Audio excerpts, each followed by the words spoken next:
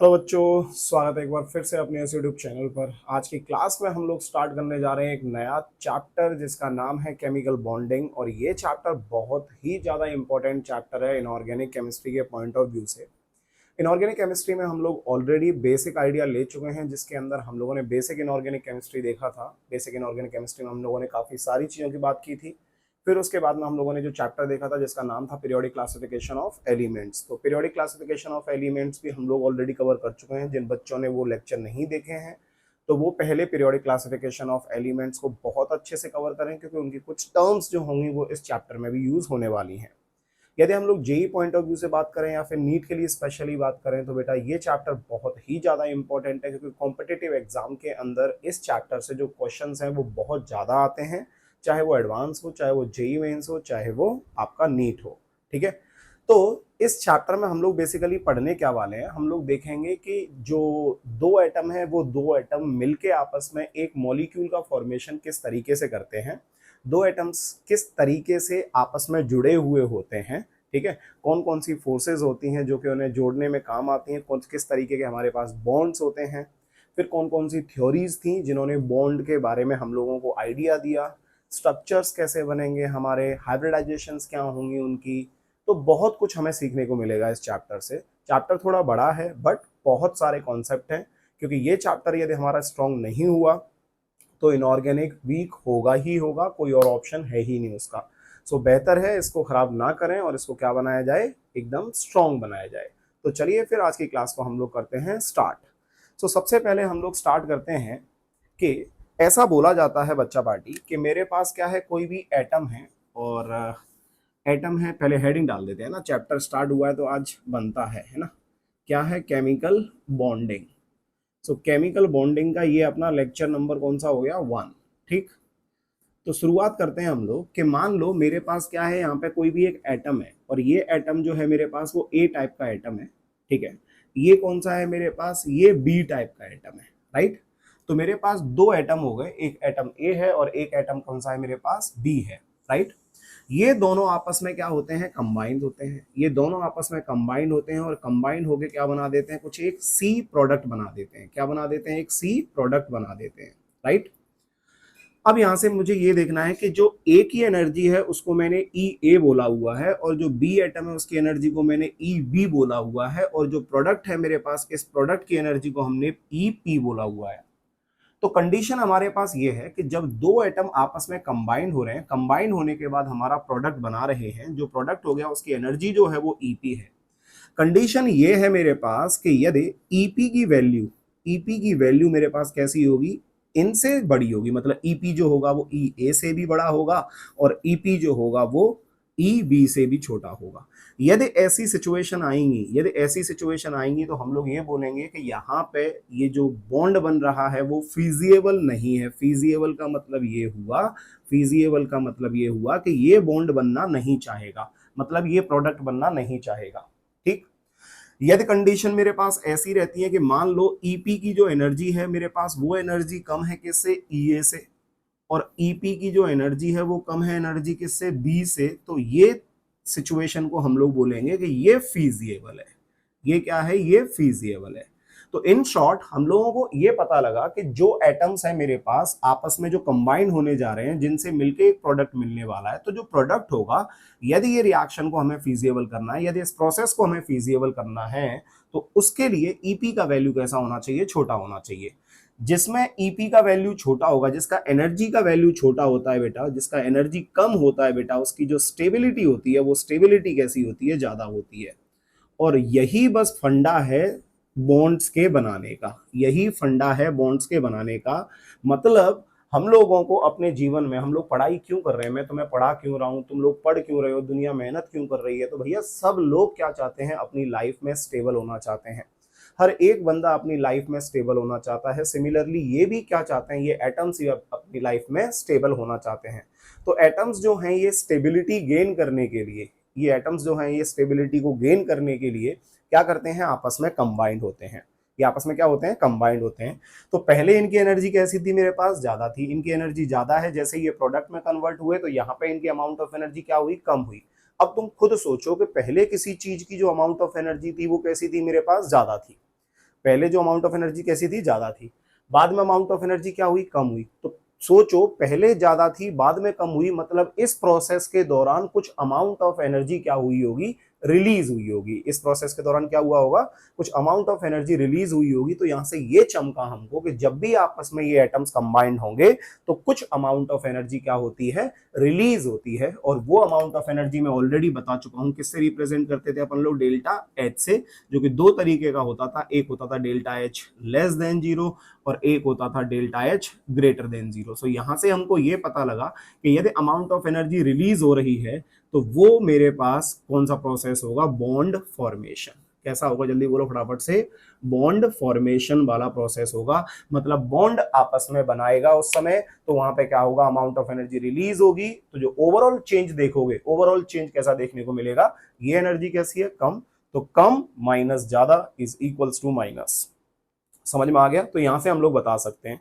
तो अभी हम लोगों ने क्या सीखा, अभी हम लोगों ने सिर्फ ये सीखा कि जो एटम है वो बॉन्ड क्यों बनाते हैं। तो जो एटम है वो बेसिकली बॉन्ड इसीलिए बनाते हैं जिससे वो क्या हो जाए, स्टेबल हो जाए। क्योंकि हर एक बंदा अपनी लाइफ में क्या होना चाहता है, स्टेबल होना चाहता है। तो ये भी क्या चाहते हैं, स्टेबल हो जाते हैं, right. On the basis of energy हम लोगों ने क्या सीखा कि जो मेरे पास एटम है जो कंबाइंड हो रहे हैं आपस में, उनका एनर्जी जो है वो कैसा है, मेरे पास ज्यादा है। लेकिन जैसे ही उन लोगों ने प्रोडक्ट बनाया तो यहाँ पे इनका अमाउंट ऑफ एनर्जी क्या हुआ, कम हुआ। जिसकी अमाउंट ऑफ एनर्जी जितनी ज्यादा होगी उसकी स्टेबिलिटी कैसी होती है, कम। मतलब रिएक्टेंट की स्टेबिलिटी कैसी है, कम है। और प्रोडक्ट की स्टेबिलिटी कैसी है, मेरे पास ज्यादा है। समझ में आ गया सब लोगों को यहाँ तक, ठीक। अब मुद्दा ये आता है कि क्या ये पूरा का पूरा खेल स्टेबिलिटी का है, क्या ये सब लोग स्टेबिलिटी की वजह से ही बॉन्ड बना रहे हैं, तो ऐसा भी नहीं है। सिर्फ और सिर्फ यहाँ पे जो देखो, कायदे से देखा जाए तो स्टेबल होने के लिए ही सब काम हो रहा है, स्टेबल होने के लिए ही सब काम हो रहा है। बट स्टेबिलिटी किसी चीज के अंदर कितने तरीके से आ सकती है, वो सिर्फ यही तरीका नहीं हो सकता, वो सिर्फ यही तरीका नहीं हो सकता स्टेबल होने के लिए। तो स्टेबल होने के लिए मॉलिक्यूल्स क्या क्या काम करते हैं, तो वो हम लोग सीखेंगे कि ऐसे कौन कौन सी चीजें होती हैं जिससे कोई भी एटम आपस में कंबाइंड होगा तो उससे जो प्रोडक्ट मिलेगा वो कैसा होगा, स्टेबल होगा। बात समझ में आ गया। क्योंकि स्टेबिलिटी में ये देखा गया, स्टेबिलिटी में ये देखा गया कि हमारे पास स्पेशली एग्जांपल लिया जाए किस चीज का, इनर्ट गैसेस का। जो बेटा इनर्ट गैसेस होती हैं ये सब जानते हो आप लोग, है ना। 18th ग्रुप की मैं बात कर रहा हूँ, किस ग्रुप की बात कर रहा हूँ मैं, 18th ग्रुप। तो इसके अंदर क्या होता है कि मेरे पास कौन कौन सी गैसेस आती हैं, helium, neon, argon, krypton, xenon, radon. ये सब क्या है, ये हमारे नोबल गैसेस हैं। नोबल गैसेस बोलो या इनर्ट गैसेस बोलो, तो इसका मतलब ये हुआ कि ये लोगों के आउटर मोस्ट शेल में, इनके आउटर मोस्ट शेल में कितने इलेक्ट्रॉन पाए जाते हैं, तो बेटा इनके आउटर मोस्ट शेल में 8 इलेक्ट्रॉन होते हैं। इनका ऑक्टेट कंप्लीट होता है, तो इनको क्या बोला जाता है कि ये स्टेबल है। ये कैसे हैं, स्टेबल हैं। बात समझ में आ रही है। बट यदि ये मेरे पास स्टेबल होते, यदि ये सारे के सारे स्टेबल होते, तो ये बेसिकली मेरे पास किसी और एलिमेंट के साथ कंबाइंड होते ही नहीं। बट हमें तो ये पता है कि यदि हम लोग इनर्ट गैसेस की बात करें तो स्पेशली किसकी बात करते हैं, जेनॉन की। तो जेनॉन जो होता है वो क्या बनाता है, XeF2 बनाता है। जेनॉन क्या बना रहा है, XeF4 बना रहा है। जेनॉन जो है वो क्या बना रहा है, XeF6 बना रहा है। जेनॉन है जो क्या बना रहा है, O2F2 बना सकता है। जेनॉन क्या बना सकता है, XeOF4 बना सकता है। ये कुछ भी बना सकता है, ये सारे कंपाउंड्स का फॉर्मेशन कर सकता है कौन, जेनॉन। अब ये सारे कंपाउंड्स का फॉर्मेशन कर सकता है जेनॉन, इसका मतलब इनको इनर्ट तो हम बोल ही नहीं सकते, इनको हम इनर्ट नहीं कह सकते। दूसरा चीज हम ये नहीं कह सकते कि किसी के आउटर मोस्ट शेल में यदि ऑक्टेट कंप्लीट है, यदि 8 इलेक्ट्रॉन प्रेजेंट हैं, तो वो फर्दर बॉन्ड नहीं बनाएगा। समझ में आ रहा है, ये तो बॉन्ड बना रहे हैं सबके सब, ये तो सबके सब बॉन्ड बना रहे हैं। तो इनको हम लोग क्या नहीं बोलेंगे, इनको हम लोग इनर्ट नहीं बोलेंगे। अब मुद्दा ये आता है कि ये जेनॉन जो है, क्या जेनॉन के अलावा इन सब लोगों में से कोई भी बॉन्ड बना रहा है, तो नहीं। हम लोगों को किसी और के कंपाउंड की या किसी और के मॉलिक्यूल की बात करनी भी नहीं है, सिर्फ जेनॉन ही के अंदर ऐसा चीज हम लोगों को ऑब्जर्व हुआ। अब ये हुआ क्यों, इसका रीजन क्या है वो समझो। अब ये हुआ क्यों वो समझो। तो यदि हम लोग बात करें बेटा स्पेशली इस इनर्ट गैसेस के एलिमेंट्स के बारे में, तो बेटा एक साइंटिस्ट थे, है ना, और उन साइंटिस्ट का नाम था नील बार्टलेट। क्या नाम था, जल्दी बोलो फटाफट से, नील बार्टलेट। एक साइंटिस्ट थे जिनका नाम था नील बार्टलेट, ठीक, नील बार्टलेट। अब ये नील बार्टलेट, ये बात है करीब करीब 1926 के अराउंड की बात है। इन्होंने क्या ऑब्जर्व किया कि बेटा मेरे पास एक कॉम्प्लेक्स कंपाउंड है, जब O2 को मैंने रिएक्ट कराया किसके साथ, PtF6 के साथ, तो इसने एक कॉम्प्लेक्स कंपाउंड बनाया, कौन सा, O2, और ये आ गया PT और साथ में आ गया F6, ये आ गया। ये जो था मेरे पास, ये था बेटा डार्क रेड सॉलिड। कैसा, ये डार्क रेड सॉलिड है। कैसा, ये डार्क रेड सॉलिड है। अब इन्होंने ये देखा कि जो O2 है मेरे पास, ये O2 की इलेक्ट्रोनेगेटिविटी, और दूसरा चीज हम लोग बात कर रहे हैं किसकी, स्पेशली आयोनाइजेशन एनर्जी। तो इन्होंने किसके बारे में देखा, इसकी आयोनाइजेशन एनर्जी के बारे में। तो O2 जो है मेरे पास, इसकी जो आयोनाइजेशन एनर्जी आई वो आई लगभग लगभग 1175 किलो जूल पर मोल के अराउंड। इसकी एक रेंज होती है, मैं एक जस्ट वैल्यू लिख दिया यहाँ पे, तो ज्यादा डिफरेंस नहीं, 75 से 80 कह सकते हो, 75 टू 80, ठीक है। सो मैंने लिखा कि आयोनाइजेशन एनर्जी किसका देखा गया, O2 का जो है मेरे पास, वो आयोनाइजेशन एनर्जी कितना आ रहा है यहाँ पे, ये आ रहा है 1175 किलो जूल पर मोल। और वही आयोनाइजेशन एनर्जी ऑफ किसका, जेनॉन देखा गया, तो ये जेनॉन का देखा गया 1170 किलो जूल पर मोल। मतलब इनकी जो आयोनाइजेशन एनर्जी है, वो आयोनाइजेशन एनर्जी का डेटा कैसा आ रहा है बेटा, सिमिलर आ रहा है। वो कैसा आ रहा है, सिमिलर आ रहा है। तो उन्होंने ये ऑब्जर्व किया कि जब O2 जो है, ये O2 इसके साथ मिलकर ये कॉम्प्लेक्स कंपाउंड का फॉर्मेशन कर सकता है, तो जब इन दोनों का आयोनाइजेशन एनर्जी लगभग लगभग सेम है, तो क्या जेनॉन नहीं कर सकता। तो इन्होंने क्या किया, O2 को हटाया और यहाँ पे जेनॉन लगा दिया। जेनॉन को PtF6 के साथ रिएक्ट कराया, तो बेटा यहाँ पे मेरे पास जो कंपाउंड बना वो बन गया XePtF6 ये बना। और ये हमारे पास होता है बेटा ऑरेंज येलो कलर आता है इसका। कैसा आता है, ऑरेंज येलो कलर। समझ में आ रहा है कि नहीं आ रहा, ऑरेंज येलो कलर कहते हैं इसको अपन लोग। तो ये वो पहला कंपाउंड था, ये वो पहला कंपाउंड था जिसको बनाया गया, और ये कंपाउंड था कौन सा, 18th ग्रुप का, और किसके द्वारा बनाया गया, नील बार्टलेट के द्वारा बनाया गया। किसके द्वारा बनाया गया, नील बार्टलेट के द्वारा बनाया गया। तो इन शॉर्ट आप इतना समझो कि जो भी मेरे पास दो एटम है, वो एटम आपस में बॉन्ड बना रहे हैं, और वो कब तक बॉन्ड बनाएंगे, जब तक जो मेरे पास ऑक्टेट है उनका वो ऑक्टेट कंप्लीट नहीं हो जाता। और दूसरा चीज यहां से ये समझने में आ रहा है कि सिर्फ ऑक्टेट कंप्लीट होना ही एक लास्ट बात नहीं है, कि ऑक्टेट कंप्लीट होना ही स्टेबिलिटी को डिफाइन करता है, जरूरी नहीं है। ये बात समझ में आ रहा है। यहां से हम लोगों को ये बात पता लगा कि इनका तो ऑक्टेट कंप्लीट है ऑलरेडी, इनके पास तो आउटर मोस्ट शेल में कंप्लीट ऑर्बिट, मतलब कंप्लीट इलेक्ट्रॉन, ये तो बॉन्ड बनाना ही नहीं चाहते, लेकिन फिर भी ये बॉन्ड बना रहे हैं। तो यहां से ये वाली बात गलत प्रूव हो रही है कि तुम सिर्फ ये नहीं कह सकते हो कि किसी का ऑक्टेट कंप्लीट है तो वो बॉन्ड नहीं बनाएगा, या फिर किसी का ऑक्टेट कंप्लीट नहीं है तो सिर्फ वही बॉन्ड बनाएगा। बात समझ में आ रहा है। सो अब यहाँ पे जो बेसिकली दो एटम आपस में क्लोज आ रहे हैं, तो हो क्या रहा है, आप ये समझने की कोशिश करो। आप ये समझने की कोशिश करो, इसको हम लोग एक ग्राफ से देखने की कोशिश करते हैं। होता क्या है, मान के चलो मेरे पास क्या था, एक एटम था। मेरे पास क्या है, एक एटम है। ये एटम मैंने बना दिया इस तरफ, ये एटम आ गया एक एटम मेरे पास और ले लिया मैंने, एक एटम ये रहा मेरे पास, एक एटम ये रहा। इन दोनों के बीच की जो दूरी है बेटा, इन दोनों के बीच की जो दूरी है वो r को मैंने कितना मान लिया, इन्फिनिटी। ये इन्फिनिटी पे रखे हुए हैं। मुझे ये पता है कि यदि मेरे पास कोई भी एटम होगा तो इसके आउटर मोस्ट इस साइड में क्या होंगे, इसके अरे ऑर्बिट्स होंगे। इन ऑर्बिट्स में क्या घूमता है बेटा, इलेक्ट्रॉन घूमते हैं। तो इनके अंदर क्या प्रेजेंट होते हैं, इलेक्ट्रॉन प्रेजेंट होते हैं, राइट। सिमिलरली ये मेरे पास न्यूक्लियस हो गया दूसरे एटम का, और इस साइड में ये क्या हो गए, इसके ये ऑर्बिट्स हो गए, ये ऑर्बिट्स हो गए। अब इन ऑर्बिट्स में भी क्या होगा, इन ऑर्बिट्स में भी इलेक्ट्रॉन घूमते हैं। तो जब ये एक दूसरे के क्लोज आते हैं, तो ध्यान देना तुम सब लोग कि इनके पास इलेक्ट्रॉन भी है, इनके पास प्रोटॉन है, इनके पास इलेक्ट्रॉन है, इनके पास प्रोटॉन है। तो यहाँ पे यदि प्रोटॉन पे पॉजिटिव चार्ज है, इसके प्रोटॉन पे पॉजिटिव चार्ज है, तो दोनों पे सेम चार्ज होने की वजह से इनमें क्या होगा, रिपल्सन होगा। सेम चार्ज होने की वजह से इसमें क्या होगा, रिपल्सन होगा। बात समझ में आ रही है। इसके इलेक्ट्रॉन पे क्या करेंगे, रिपल्सिव फोर्स अप्लाई करेंगे यदि दोनों क्लोज आएंगे। तो यदि इसके न्यूक्लियस की बात करूं, इसके इलेक्ट्रॉन की बात करूं, तो उनके बीच में क्या होगा, अट्रैक्टिव फोर्स होगा, अट्रैक्शन फोर्स होगा। क्यों, क्योंकि एक पे पॉजिटिव चार्ज है, एक में नेगेटिव चार्ज है। इसके इलेक्ट्रॉन को इसके न्यूक्लियस के साथ कौन सा फोर्स आएगा, तो ये भी कौन सा होगा, अट्रैक्टिव फोर्स होगा। बात समझ में आ रही है। तो यहाँ पे बेसिकली दो फोर्स होती हैं बेटा। एक होती है मेरे पास अट्रैक्टिव फोर्स, जिसको मैं एफ ऑफ किसका बोल रहा हूं, अट्रैक्शन। और एक फोर्स होती है जिसको मैं बोलता हूं एफ ऑफ किसका, रिपल्सन। एफ ऑफ किसका, रिपल्सन। तो अट्रैक्शन फोर्स जो लग रहा है, वो अट्रैक्शन फोर्स किस किस में लग रहा है बेटा, किस किस के बीच में लग रहा है, ये फोर्स ऑफ अट्रैक्शन है बिटवीन किसके अंदर, between electron and proton. Electron and proton, electron and proton. और रिपल्सिव फोर्स किसके बीच में लग रहा है बेटा? बिटवीन इलेक्ट्रॉन्स और between protons, between protons of किसका? बोथ एटम्स, बोथ एटम्स, जो दोनों एटम्स हैं उनके इलेक्ट्रॉन इलेक्ट्रॉन पे, और दोनों एटम्स हैं उनके प्रोटॉन प्रोटॉन की वजह से जो फोर्स लगेगा उसको एफ ऑफ किसका बोल रहा हूं? रिपल्सन।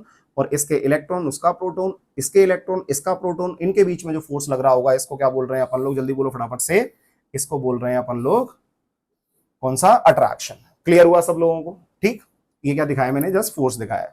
तो यहां से हमको ये भी पता लगा कि जब दो एटम आपस में मिल रहे हैं, जुड़ रहे हैं, तो उनके बीच में कोई एक फोर्स है, जिस फोर्स ने उन दोनों को क्या करके रखा हुआ है? बाइंड करके रखा हुआ है, जोड़ के रखा हुआ है। और जो मेरे पास वो फोर्स है मेरे पास, उसी को मैं क्या बोल रहा हूं? उसी को मैं क्या बोल रहा हूं बच्चा पार्टी? उसी को मैं बॉन्ड नाम दे रहा हूं। क्या नाम दे रहा हूं उसी को? जल्दी बोलो फटाफट से। बॉन्ड नाम दे रहा हूं। क्या नाम दे रहा हूं? जल्दी बोलो। बॉन्ड नाम दे रहा हूं। ठीक है। अब इस बॉन्ड को डिफाइन करने के लिए बड़े सारे विद्वान आए। ठीक है। किसी ने किसी तरीके से डिफाइन किया, किसी ने किसी तरीके से डिफाइन किया। यहां पे मैं आपको इसका ग्राफ बनाने वाला था, तो ग्राफ में कैसे बोलूंगा कि मान लो इस साइड में ये मेरे पास वाई एक्सिस हो गया, ये वाई एक्सिस पे क्या ले रखा है मैंने? पोटेंशियल एनर्जी लिया हुआ है। और ये मेरे पास एक्स एक्सिस हो गया, इस साइड में मैंने क्या लिया हुआ है? ये डिस्टेंस है इन दोनों एटम्स के बीच का, इन दोनों एटम्स के बीच की बात कर रहा हूं, जो दो एटम आपस में क्लोज जा रहे हैं। ठीक है। अब यहां से ये ग्राफ देखने को मिलता है, तो यहां से बेटा जो ग्राफ आता है, ये मेरे पास क्या है? ये आर टेंस टू इन्फिनिटी मान लिया मैंने, है ना? ये पॉइंट क्या मान लिया मैंने? R tends to infinity. तो ये ग्राफ कुछ इस तरीके से आया, ये ग्राफ कुछ इस तरीके से आया। अब इस ग्राफ को समझने की कोशिश करना ध्यान से। यहां पे क्या हो रहा है कि मैं इस एटम को इस एटम के क्लोज लेके जा रहा हूं। क्लोज लेके जा रहा हूं मतलब आर की वैल्यू क्या होती जा रही है? कम होती जा रही है। इन दोनों के बीच की जो दूरी है वो क्या होती जा रही है? कम होती जा रही है। दूरी कम होती जा रही है, तो अमाउंट ऑफ एनर्जी क्या हो रही है? रिलीज हो रही है। अमाउंट ऑफ एनर्जी क्या हो रही है? रिलीज हो रही है। देखो ध्यान से, मैंने लास्ट वाले पेज पे मिटा दिया है ना, उसमें मैंने क्या बोला था कि डेल्टा एच का वैल्यू कैसा होगा? Less than zero. Less than zero for the reaction. Amount of energy क्या होगा? रिलीज होगा जब भी आपस में बॉन्ड बनेगा। ठीक। तो यहाँ पे अमाउंट ऑफ एनर्जी क्या हो रही है? रिलीज हो रही है, रिलीज हो रही है, रिलीज हो रही है, रिलीज हो रही है। तो हर पॉइंट पे देखोगे, हर पॉइंट पे देखोगे, तो हर पॉइंट पे तुम लोग क्या कर सकते हो कि कितना अमाउंट ऑफ एनर्जी रिलीज हुआ है, वहां से तुम लोग क्या कर सकते हो? कैलकुलेट कर सकते हो। बट तुमने देखा कि एक पॉइंट आया जिस पॉइंट पे जो अमाउंट ऑफ एनर्जी रिलीज हो रही है वो कैसी है? सबसे ज्यादा मैक्सिमम है, सबसे ज्यादा मैक्सिमम है। अब आप खुद सोचो कि यदि इस पॉइंट पे जो मेरे पास अमाउंट ऑफ एनर्जी सबसे ज्यादा मैक्सिमम रिलीज हो रही है, तो मैंने बोला था कि एनर्जी जो था वो कैसा था मेरे पास? इनवर्सली प्रोपोर्शनल ऑफ किसका? स्टेबिलिटी। मतलब एनर्जी सबसे ज्यादा रिलीज हो रही है तो स्टेबिलिटी कैसा होगा? कम। लेकिन वो कम यहां वाला नहीं है, ये एनर्जी ज्यादा रिलीज हो रही है मतलब बॉन्ड जो बनेगा उनके बीच में वो कैसा होगा? उतना ज्यादा स्ट्रांग होगा। ये एनर्जी स्टेबिलिटी के रेस्पेक्ट में तो मैंने ये बताया कि किसी भी चीज की एनर्जी ज्यादा होगी तो उसकी स्टेबिलिटी कैसी होगी? कम होगी। और किसी चीज की एनर्जी कम होगी तो उसकी स्टेबिलिटी कैसी होगी? ज्यादा। समझ में आ रहा है? बट यहां पे मैं क्या बोल रहा हूं? यहां पे मैंने ये बोला कि यदि अमाउंट ऑफ एनर्जी यहां पे रिलीज हो रही है, जब दो एटम आपस में क्लोज आ रहे हैं, तो वहां पे जो अमाउंट ऑफ एनर्जी रिलीज हो रही है, तो जितनी ज्यादा अमाउंट ऑफ एनर्जी रिलीज होगी, मैं बोलूंगा उनके बीच में बनने वाला बॉन्ड कैसा होगा? उतना ज्यादा स्ट्रांग होगा। बात समझ में आ गया? तो ये मेरे पास बॉन्ड आया इस जगह पे। अब बेटा ये जो मेरे पास डिस्टेंस है, ये जो दूरी है बेसिकली मेरे पास, इसी को हम लोग क्या बोलते हैं? मान लो ये दूरी कौन सी है, तो मैंने बोल दिया ना कि यहाँ पे एक न्यूक्लियस है मेरे पास एक एटम का, और एक मेरे पास एटम इस साइड से आ रहा था, तो इस चीज को हम लोग बोलते हैं बॉन्ड लेंथ। क्या बोलते हैं इसको? जल्दी बोलो फटाफट से। बॉन्ड लेंथ नाम दिया जाता है। क्या नाम दिया जाता है इसको? Bond length. कौन सा वाला डिस्टेंस? ये वाले डिस्टेंस को हम लोग बॉन्ड लेंथ का नाम देते हैं। क्लियर है सब लोगों को? और जो ये एनर्जी रिलीज हुई बेसिकली इस पॉइंट पे, जो ये एनर्जी रिलीज हो रही है बेसिकली इस पॉइंट पे, बेटा कौन सी एनर्जी? इस एनर्जी की मैं बात कर रहा हूं, ये वाली एनर्जी। इसको हम लोग कौन सा बोलते हैं? बॉन्ड एनर्जी का नाम देते हैं। क्या नाम देते हैं? जल्दी बोलो फटाफट से। Bond energy. So bond energy क्या हो गया? बॉन्ड एनर्जी हो गया the amount of energy released during the formation of bond between two atoms. दो एटम के बीच में जो बॉन्ड बन रहा है उसमें कितना अमाउंट ऑफ एनर्जी रिलीज हुआ, that is known as bond energy. और दो एटम कितना एक दूसरे के क्लोज आए, दो एटम एक दूसरे के कितना क्लोज आए, उसको हम लोगों ने क्या बोला? Bond length. मतलब इससे ज्यादा दो एटम और क्लोज नहीं जा सकते हैं। यदि तुमने क्या किया, जबरदस्ती करने की कोशिश की, मतलब इनको और ज्यादा क्लोज ले जाने की कोशिश की, तो क्या ऑब्जर्व हुआ कि बेटा F of repulsive, repulsive force जो था वो डोमिनेट कर गया किससे, अट्रैक्टिव फोर्स से। तो एफ ऑफ रिपल्सिव कैसा हो गया, एफ ऑफ अट्रैक्टिव से कैसा हो गया, ज्यादा हो गया। तो अब क्या करना पड़ेगा, तो इस सिचुएशन में वो दोनों इजीली फिजिबली दोनों पास में नहीं आएंगे। अब तुम्हें अमाउंट ऑफ एनर्जी क्या करनी पड़ेगी, देनी पड़ेगी। बात समझ में आ रहा है? यदि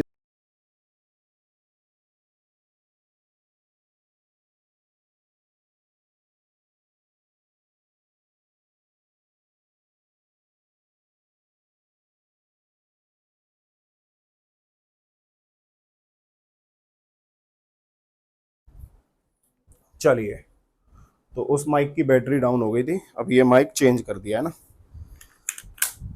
हम लोग कहाँ थे, इस ग्राफ पे थे। तो ग्राफ हम लोगों को समझ में आ गया, अच्छे से क्लियर है, डन यहां तक सब कुछ। अब बढ़ते हैं हम लोग थोड़ा सा आगे। अब बात ये आती है कि कौन कौन से तरीके के बेसिकली बॉन्ड होंगे और किस चीज पे ये डिपेंड करेंगे, बॉन्ड का बनना किस चीज पे डिपेंड करेगा। तो बेटा जो भी टाइप ऑफ बॉन्ड है, हम लोग पहले वो समझने की कोशिश करते हैं कि कौन कौन से तरीके के बॉन्ड हम लोगों को इस चैप्टर के अंदर पढ़ने हैं। ठीक है, कौन कौन से तरीके के बॉन्ड इस चैप्टर में हम लोगों को पढ़ने हैं। चलिए, तो वो समझते हैं टाइप्स ऑफ बॉन्ड। तो अगला जो हमारा जो सब टॉपिक है वो यही है कि टाइप्स ऑफ बॉन्ड, बॉन्ड कौन कौन से होते हैं। ध्यान देना सब लोग, है ना। सो टाइप्स ऑफ बॉन्ड की बात करें, टाइप्स ऑफ बॉन्ड की बात करें बेसिकली, तो इसको दो पार्ट्स में डिवाइड किया है बेटा, दो पार्ट्स में डिवाइड किया है इसको हम लोगों ने। एक होते हैं हमारे पास स्ट्रॉन्ग बॉन्ड्स। कौन से होते हैं, जल्दी बोलो फटाफट से, स्ट्रॉन्ग बॉन्ड्स, ठीक। और एक होते हैं हमारे पास वीक बॉन्ड्स। कौन से होते हैं, जल्दी बोलो फटाफट से, वीक बॉन्ड्स। समझ में आ गया, कौन से होंगे, वीक बॉन्ड्स। क्लियर है। अब जो वीक बॉन्ड्स आएंगे, ये वीक बॉन्ड होते हैं बच्चा पार्टी दो तरीके के। कौन कौन से, जिसमें हम लोगों को पढ़ना है, एक होगा हमारा हाइड्रोजन बॉन्ड, हाइड्रोजन बॉन्ड ये पढ़ना है। और ये आप लोगों को ऑब्जर्व होगा किसके अंदर, जब आपके पास क्या आएगा, फ्लोरीन, ऑक्सीजन, नाइट्रोजन, ठीक है, या फिर ट्रिपल बॉन्ड क्या हो, कार्बन हो, या फिर एंड क्लोरीन, क्लोरीन हो, एट किस जगह पे, ऑर्थो पोजीशन, एट किस जगह पे, ऑर्थो पोजीशन। अभी ये क्या है तो ये हम लोग समझेंगे जब हम पढ़ाएंगे, तब समझेंगे इसको। समझ में आ गया। तो इतना याद रखो कि हाइड्रोजन बॉन्ड है, वो हाइड्रोजन बॉन्ड कैसा है, वीक बॉन्ड में आता है। और वो बनता कब है, जब मेरे पास कोई भी फ्लोरीन का, फ्लोरीन के साथ जुड़ा हो, या ऑक्सीजन के साथ जुड़ा हो, या नाइट्रोजन के साथ आ जाए कौन, एच, कौन आ जाए, एच। हाइड्रोजन जो है वो किसके साथ आ जाए, हाइड्रोजन विद किसके साथ आ जाए, फ्लोरीन, ऑक्सीजन, नाइट्रोजन, या फिर ट्रिपल बॉन्ड कार्बन हो, या फिर क्लोरीन एटम हो, एट किस जगह पे, ऑर्थो पोजीशन। समझ में आ गया। तो ये हमारे पास कंडीशन होती है किस चीज की, हाइड्रोजन बॉन्ड की, ठीक। अब वीक बॉन्ड में दूसरा जो आता है बेटा, उसको बोलते हैं वैंडरवॉल। क्या बोलते हैं, वैंडरवॉल्स force of attraction. Van der Waals force लिख देते हैं ना, वैंडरवॉल फोर्सेस। अब ये कौन कौन सी होती है बेटा, एक होती है हमारे पास डाइपोल, डाइपोल इंटरैक्शन। क्या होता है, डाइपोल, डाइपोल इंटरैक्शन। दूसरा होता है बेटा डाइपोल इंड्यूस्ड डाइपोल। क्या होगा, डाइपोल इंड्यूस्ड डाइपोल, ठीक है। तीसरा होगा instantaneous, instantaneous dipole induced dipole. क्या आएगा, इंस्टेंटेनियस डाइपोल इंड्यूस्ड डाइपोल, ठीक है। अगला चीज, तो डाइपोल, डाइपोल आ गया, डाइपोल इंड्यूस्ड डाइपोल आ गया, इंस्टेंटेनियस डाइपोल इंड्यूस्ड डाइपोल आ गया। एक आ जाएगा आयोन डाइपोल, आयोन डाइपोल। और एक आ जाएगा आपका ion induced dipole, ion induced dipole. समझ में आ गया बच्चा पार्टी। तो ये देखेंगे हम लोग कि कौन कौन से तरीके के वैंडरवॉल फोर्स ऑफ अट्रैक्शन हैं ये हमारे, ठीक। इसमें हम लोग स्ट्रॉन्ग बॉन्ड में जो बात करते हैं बच्चा पार्टी, इनको हम मेजॉरिटी तीन पार्ट्स में डिवाइड करते हैं। कौन कौन सा, तो पहला हो गया हमारे पास मेटालिक बॉन्ड। कौन सा बॉन्ड आ जाएगा, मेटालिक बॉन्ड हो जाएगा। दूसरा जो होगा बेटा उसको बोलेंगे हम लोग कौन सा बॉन्ड, कोवेलेंट बॉन्ड हो जाएगा। कौन सा बॉन्ड हो जाएगा, जल्दी बोलो फटाफट से, कोवेलेंट बॉन्ड हो जाएगा। तीसरा बॉन्ड जो होगा बच्चा पार्टी, ये होगा हमारे पास आयोनिक बॉन्ड। कौन सा बॉन्ड होगा, आयोनिक बॉन्ड। क्लियर है। सो इसमें हम लोग मेटालिक बॉन्ड, कोवेलेंट बॉन्ड और आयोनिक बॉन्ड जो है इनको हम लोग कौन से बॉन्ड बोलते हैं, स्ट्रॉन्ग बॉन्ड बोलते हैं। और जो मेरे पास हाइड्रोजन बॉन्ड और वैन डर वाल फोर्सेस हो गए, ये कौन से हमारे पास, वीक बॉन्ड है। अब यदि यहाँ पे ये वीक बॉन्ड है बच्चा पार्टी, तो आप खुद सोचो कि ऐसे वाले बॉन्ड जब बनेंगे तो यहाँ पे अमाउंट ऑफ एनर्जी रिलीज कैसी होगी, कम होगी। क्यों, क्योंकि बनने वाला बॉन्ड वीक है। जितना ज्यादा स्ट्रॉन्ग बॉन्ड बनेगा उतना ज्यादा अमाउंट ऑफ एनर्जी रिलीज होगा। इस साइड में देखें तो ये क्या है, ये स्ट्रॉन्ग बॉन्ड है। स्ट्रॉन्ग बॉन्ड की यदि हम लोग बात करेंगे तो ये इसका मतलब ये हुआ कि जब ये बॉन्ड बनेंगे तो यहाँ पे अमाउंट ऑफ एनर्जी जो रिलीज होगा वो कैसा होगा, ज्यादा होगा। तो जितना ज्यादा अमाउंट ऑफ एनर्जी रिलीज होगा वो बॉन्ड उतना ज्यादा स्ट्रॉन्ग होगा। समझ में आ गया सब लोगों को, ठीक है। अब कोवेलेंट बॉन्ड जो है बेटा, ये कोवेलेंट बॉन्ड को भी अलग अलग हम लोग पार्ट्स में डिवाइड करते हैं, है ना। तो पहला सिग्मा बॉन्ड, सब लोगों ने सुना ही होगा, है ना, सिग्मा बॉन्ड हो सकता है। दूसरा कौन सा हो सकता है, पाई बॉन्ड हो सकता है। तीसरा बॉन्ड कौन सा हो सकता है बेटा, डेल्टा बॉन्ड हो सकता है। कौन सा हो सकता है, डेल्टा बॉन्ड। अगला कौन सा हो सकता है बेटा, फाई बॉन्ड हो सकता है। अगला कौन सा हो सकता है बेटा, क्वाड्रपल हो सकता है। कौन सा हो सकता है, क्वाड्रपल बॉन्ड हो सकता है। अगला कौन सा हो सकता है बेटा, तो अगला हो सकता है, अगले दो तरीके के हो सकते हैं। एक हो सकता है मेरे पास three centre two electron bond. कौन सा, three centre two electron bond, जिसको अपन लोग बनाना बॉन्ड भी बोलेंगे। क्या बोलेंगे इसको, बनाना बॉन्ड, ठीक है। और दूसरा होता है three centre for electron bond. कौन सा होता है ये, three centre for electron bond. तो ये हम लोग देखेंगे कि कौन कौन से होते हैं मेरे पास ये बॉन्ड। क्लियर है। तो ये हो गया मेरे पास, सिग्मा बॉन्ड हो सकता है, पाई बॉन्ड हो सकता है, डेल्टा बॉन्ड हो सकता है, फाई बॉन्ड हो सकता है, क्वाड्रपल हो सकता है, थ्री सेंटर टू इलेक्ट्रॉन हो सकता है, थ्री सेंटर फोर इलेक्ट्रॉन हो सकता है। ये सारे हमारे पास बॉन्ड होते हैं, ठीक है, जिनको हमें क्या करना है, इस चैप्टर के अंदर डिस्कस करना है और जिनके बारे में हम लोग क्या करेंगे, पढ़ाई करेंगे। क्लियर है सब लोगों को यहां तक। चलिए, सो ये हमारे पास क्या हो गया, टाइप्स ऑफ बॉन्ड, कि कौन कौन से तरीके के बॉन्ड हम लोगों को बेसिकली पढ़ने होते हैं, ठीक है। अब इनमें से ये जो है मेरे पास मेटालिक बॉन्ड, कोवेलेंट बॉन्ड और आयोनिक बॉन्ड, इनके ऊपर हम लोग बहुत ज्यादा डिटेल में डिस्कशन करेंगे।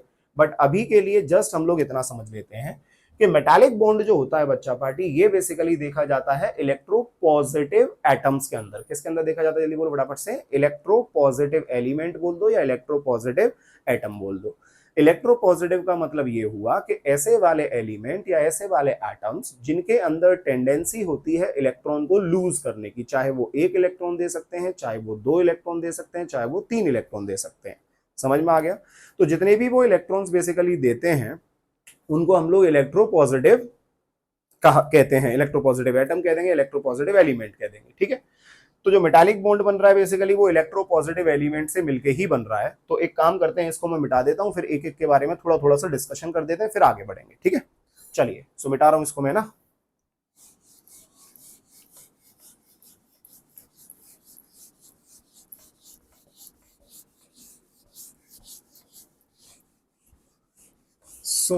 किसकी बात कर रहे थे हम लोग, मैं बात कर रहा था बच्चा पार्टी आपसे किसके बारे में, मेटालिक बॉन्ड के बारे में। किसके बारे में बात कर रहा था मैं, मेटालिक बॉन्ड के बारे में।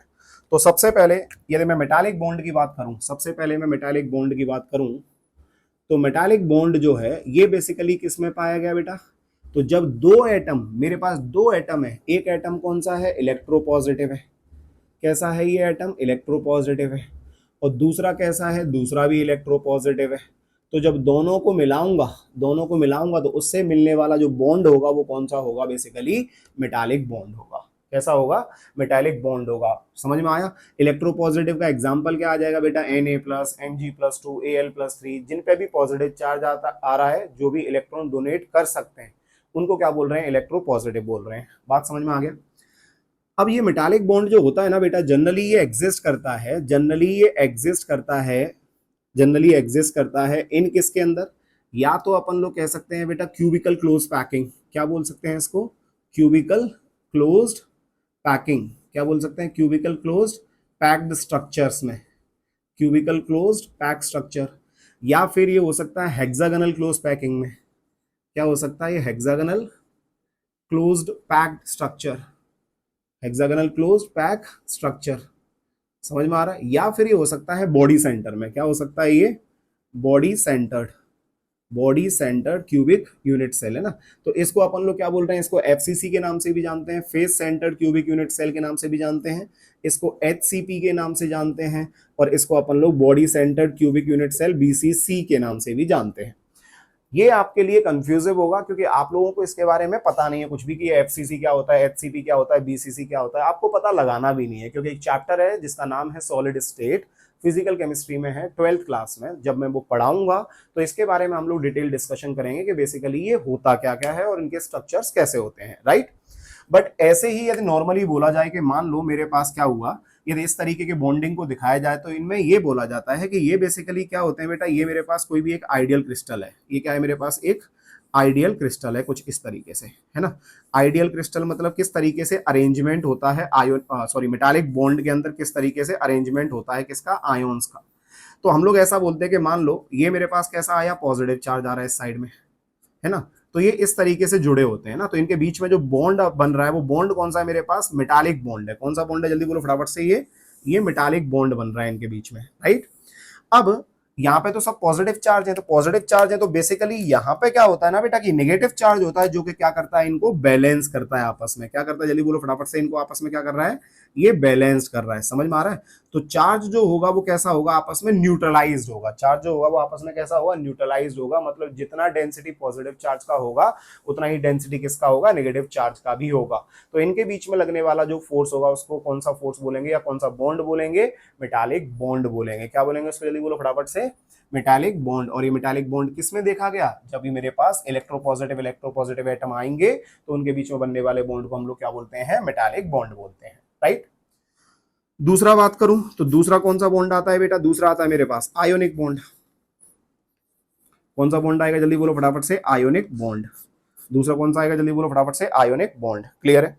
अब आयोनिक बॉन्ड जो होता है ये बेसिकली किस तरीके से बनता है, तो यहां पे हम लोग देखते हैं कि एक तो मेरे पास आता है इलेक्ट्रोपॉजिटिव, एक एटम कैसा होगा, जल्दी बोलो फटाफट से, इलेक्ट्रोपॉजिटिव होगा, और दूसरा एटम जो होगा वो होगा इलेक्ट्रोनेगेटिव।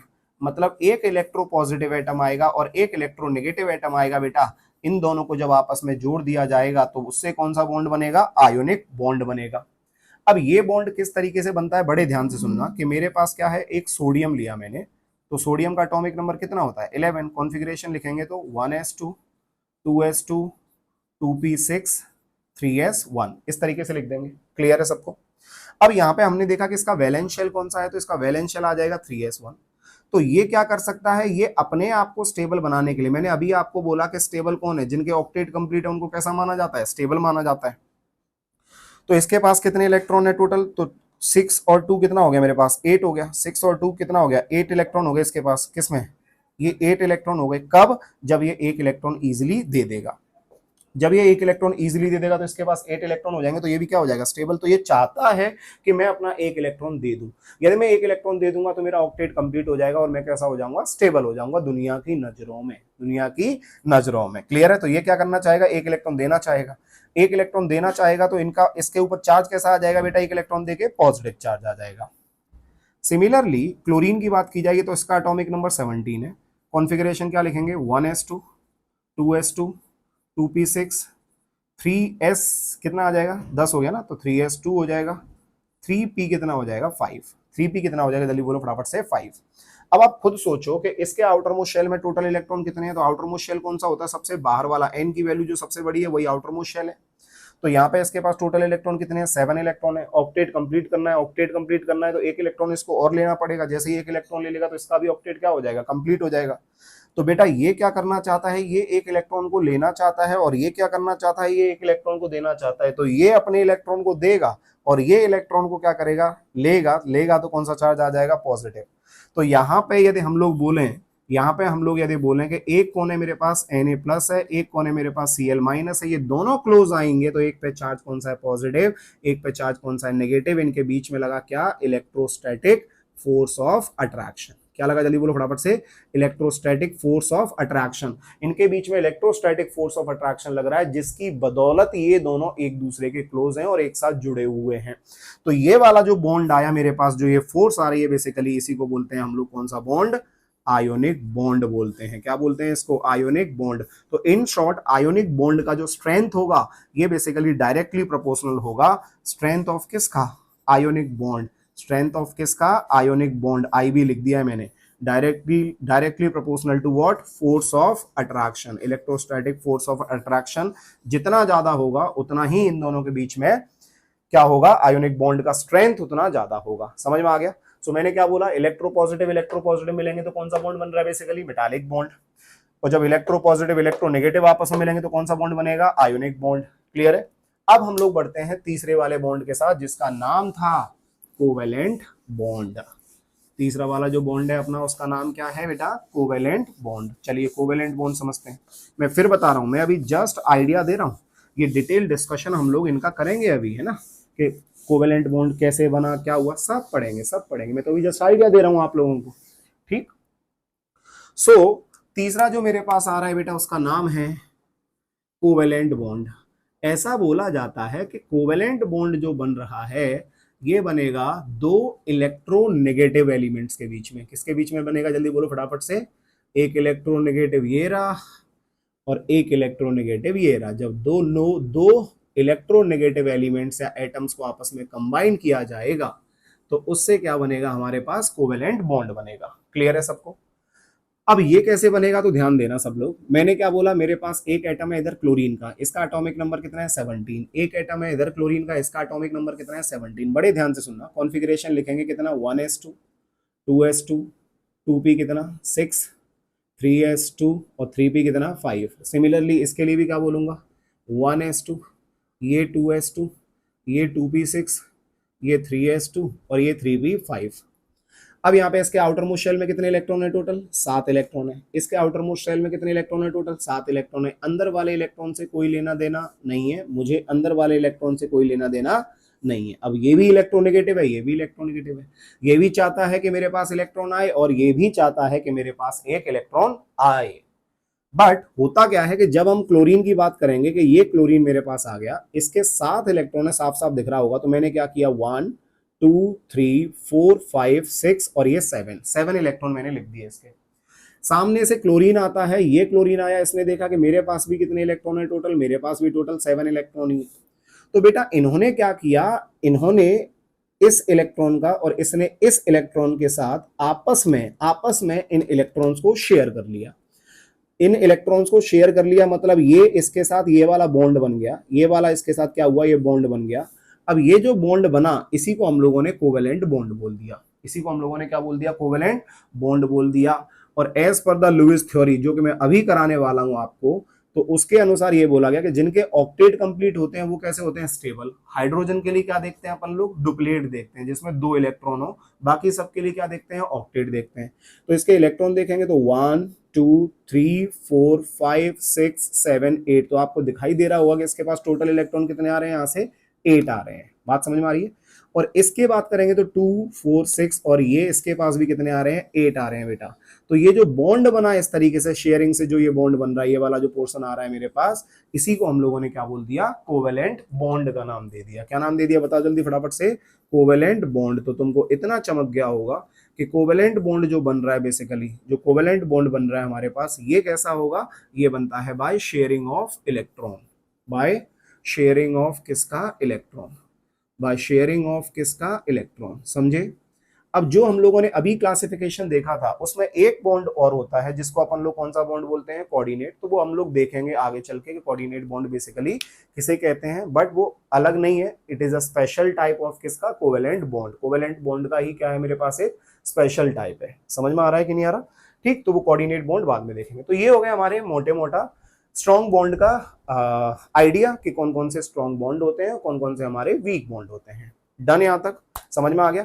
सो अब पूरी सारी कहानी समझी जाए तो क्या बोल सकते हैं? जिनके पास 8 इलेक्ट्रॉन होंगे, जिस सेंट्रल एटम के पास 8 इलेक्ट्रॉन होंगे, उनको कैसा माना गया? स्टेबल। बट स्टेबल होने के लिए सिर्फ यही नहीं है, यही सफिशिएंट नहीं है कि 8 इलेक्ट्रॉन होंगे तो स्टेबल है तो छोड़ दो वो स्टेबल ही होगा। नहीं। क्यों? क्योंकि इनर्ट गैस में मैंने आपको बताया कि वो लोगों के पास ऑक्टेट कंप्लीट होते हुए भी वो क्या कर रहे हैं? कंपाउंड का फॉर्मेशन कर रहे हैं। ठीक है। दूसरा चीज मैंने आपको बताया स्टेबिलिटी और एनर्जी का रिलेशन। जिसका स्टेबिलिटी जितना ज्यादा होगा उसका एनर्जी उतना कम होता है, जिसका एनर्जी जितना ज्यादा होगा उसका स्टेबिलिटी उतना कम होगा। समझ में आ गया? तीसरा चीज मैंने आपको बताया कि जब भी आपस में दो एटम हैं, दो एटम के बीच में जब भी आपस में बॉन्ड बनेगा तो अमाउंट ऑफ एनर्जी रिलीज होगी। जितना ज्यादा अमाउंट ऑफ एनर्जी रिलीज होगा बॉन्ड उतना ज्यादा स्ट्रांग होगा, और जितना कम अमाउंट ऑफ एनर्जी रिलीज होगा बॉन्ड उतना वीक होगा। तो बॉन्ड कितने तरीके के हो गए? दो तरीके के, एक स्ट्रॉन्ग बॉन्ड और एक कौन सा हो गया? Weak bond. स्ट्रॉन्ग बॉन्ड कितने तरीके के हो गए? तीन। कौन कौन सा? मेटालिक, कोवेलेंट और आयोनिक। मेटालिक, कोवेलेंट और आयोनिक। वीक कौन से हो गए? एक हाइड्रोजन बॉन्ड और एक हो गया van der Waals force of attraction. Done यहां तक? चलिए बढ़ते हैं आगे। अब हम लोग बढ़ते हैं टाइप्स ऑफ बॉन्ड के बाद में आगे। अगला चीज सीखने जा रहे हैं बेटा हम लोग, कौन सा चीज? Oxidation state. और ऑक्सीडेशन स्टेट में ऑलरेडी सारी चीजें पढ़ा चुका हूं, ठीक है। जिन लोगों ने ऑक्सीडेशन स्टेट नहीं पढ़ा है तो वो लोग जाके क्या देख सकते हो, रिडॉक्स रिएक्शन में पहला लेक्चर जो है मेरे पास वो ऑक्सीडेशन स्टेट के ऊपर ही है, तो उस लेक्चर को आप लोग देख सकते हो, ठीक है। बट स्टिल एक बार थोड़ा बहुत मैं कुछ कुछ चीजें बता देता हूं, है ना। तो एक मैंने क्या बोला? Oxidation state. तो ऑक्सीडेशन स्टेट में हम लोगों ने क्या क्या सीखा था? कुछ कुछ इंपॉर्टेंट पॉइंट है, सिर्फ वही डिस्कस कर रहा हूं मैं, ना। जैसे पहला पॉइंट क्या था हमारे पास? जो हाइड्रोजन था ये मेटल्स के साथ कैसा दिखाता है बच्चा पार्टी? -1। अच्छा, नॉन मेटल्स के साथ कैसा दिखाता था? जल्दी बोलो फटाफट से। नॉन मेटल्स के साथ दिखाता है ये +1, ठीक। दूसरा, ऑक्सीजन की बात करेंगे तो ऑक्सीजन हमारे पास पर ऑक्साइड में आ सकता था, है ना। आ सकता था, नहीं आ सकता है। तो पर ऑक्साइड क्या हो जाएगा? O2-2। या फिर ये क्या हो सकता है बच्चा पार्टी? ये सुपर ऑक्साइड हो सकता है। सुपर ऑक्साइड होगा तो क्या होगा? O2 पे माइनस चार्ज आ जाएगा, है ना। या फिर क्या हो सकता है बच्चा पार्टी? ये ऑक्साइड हो सकता है, तो O पे कितना चार्ज आ जाएगा? -2। तो ये हो गया पर ऑक्साइड, ये हो गया सुपर ऑक्साइड, ये हो गया oxide. It means oxygen can show what? -2। Oxygen can show what? -1। Oxygen can show what?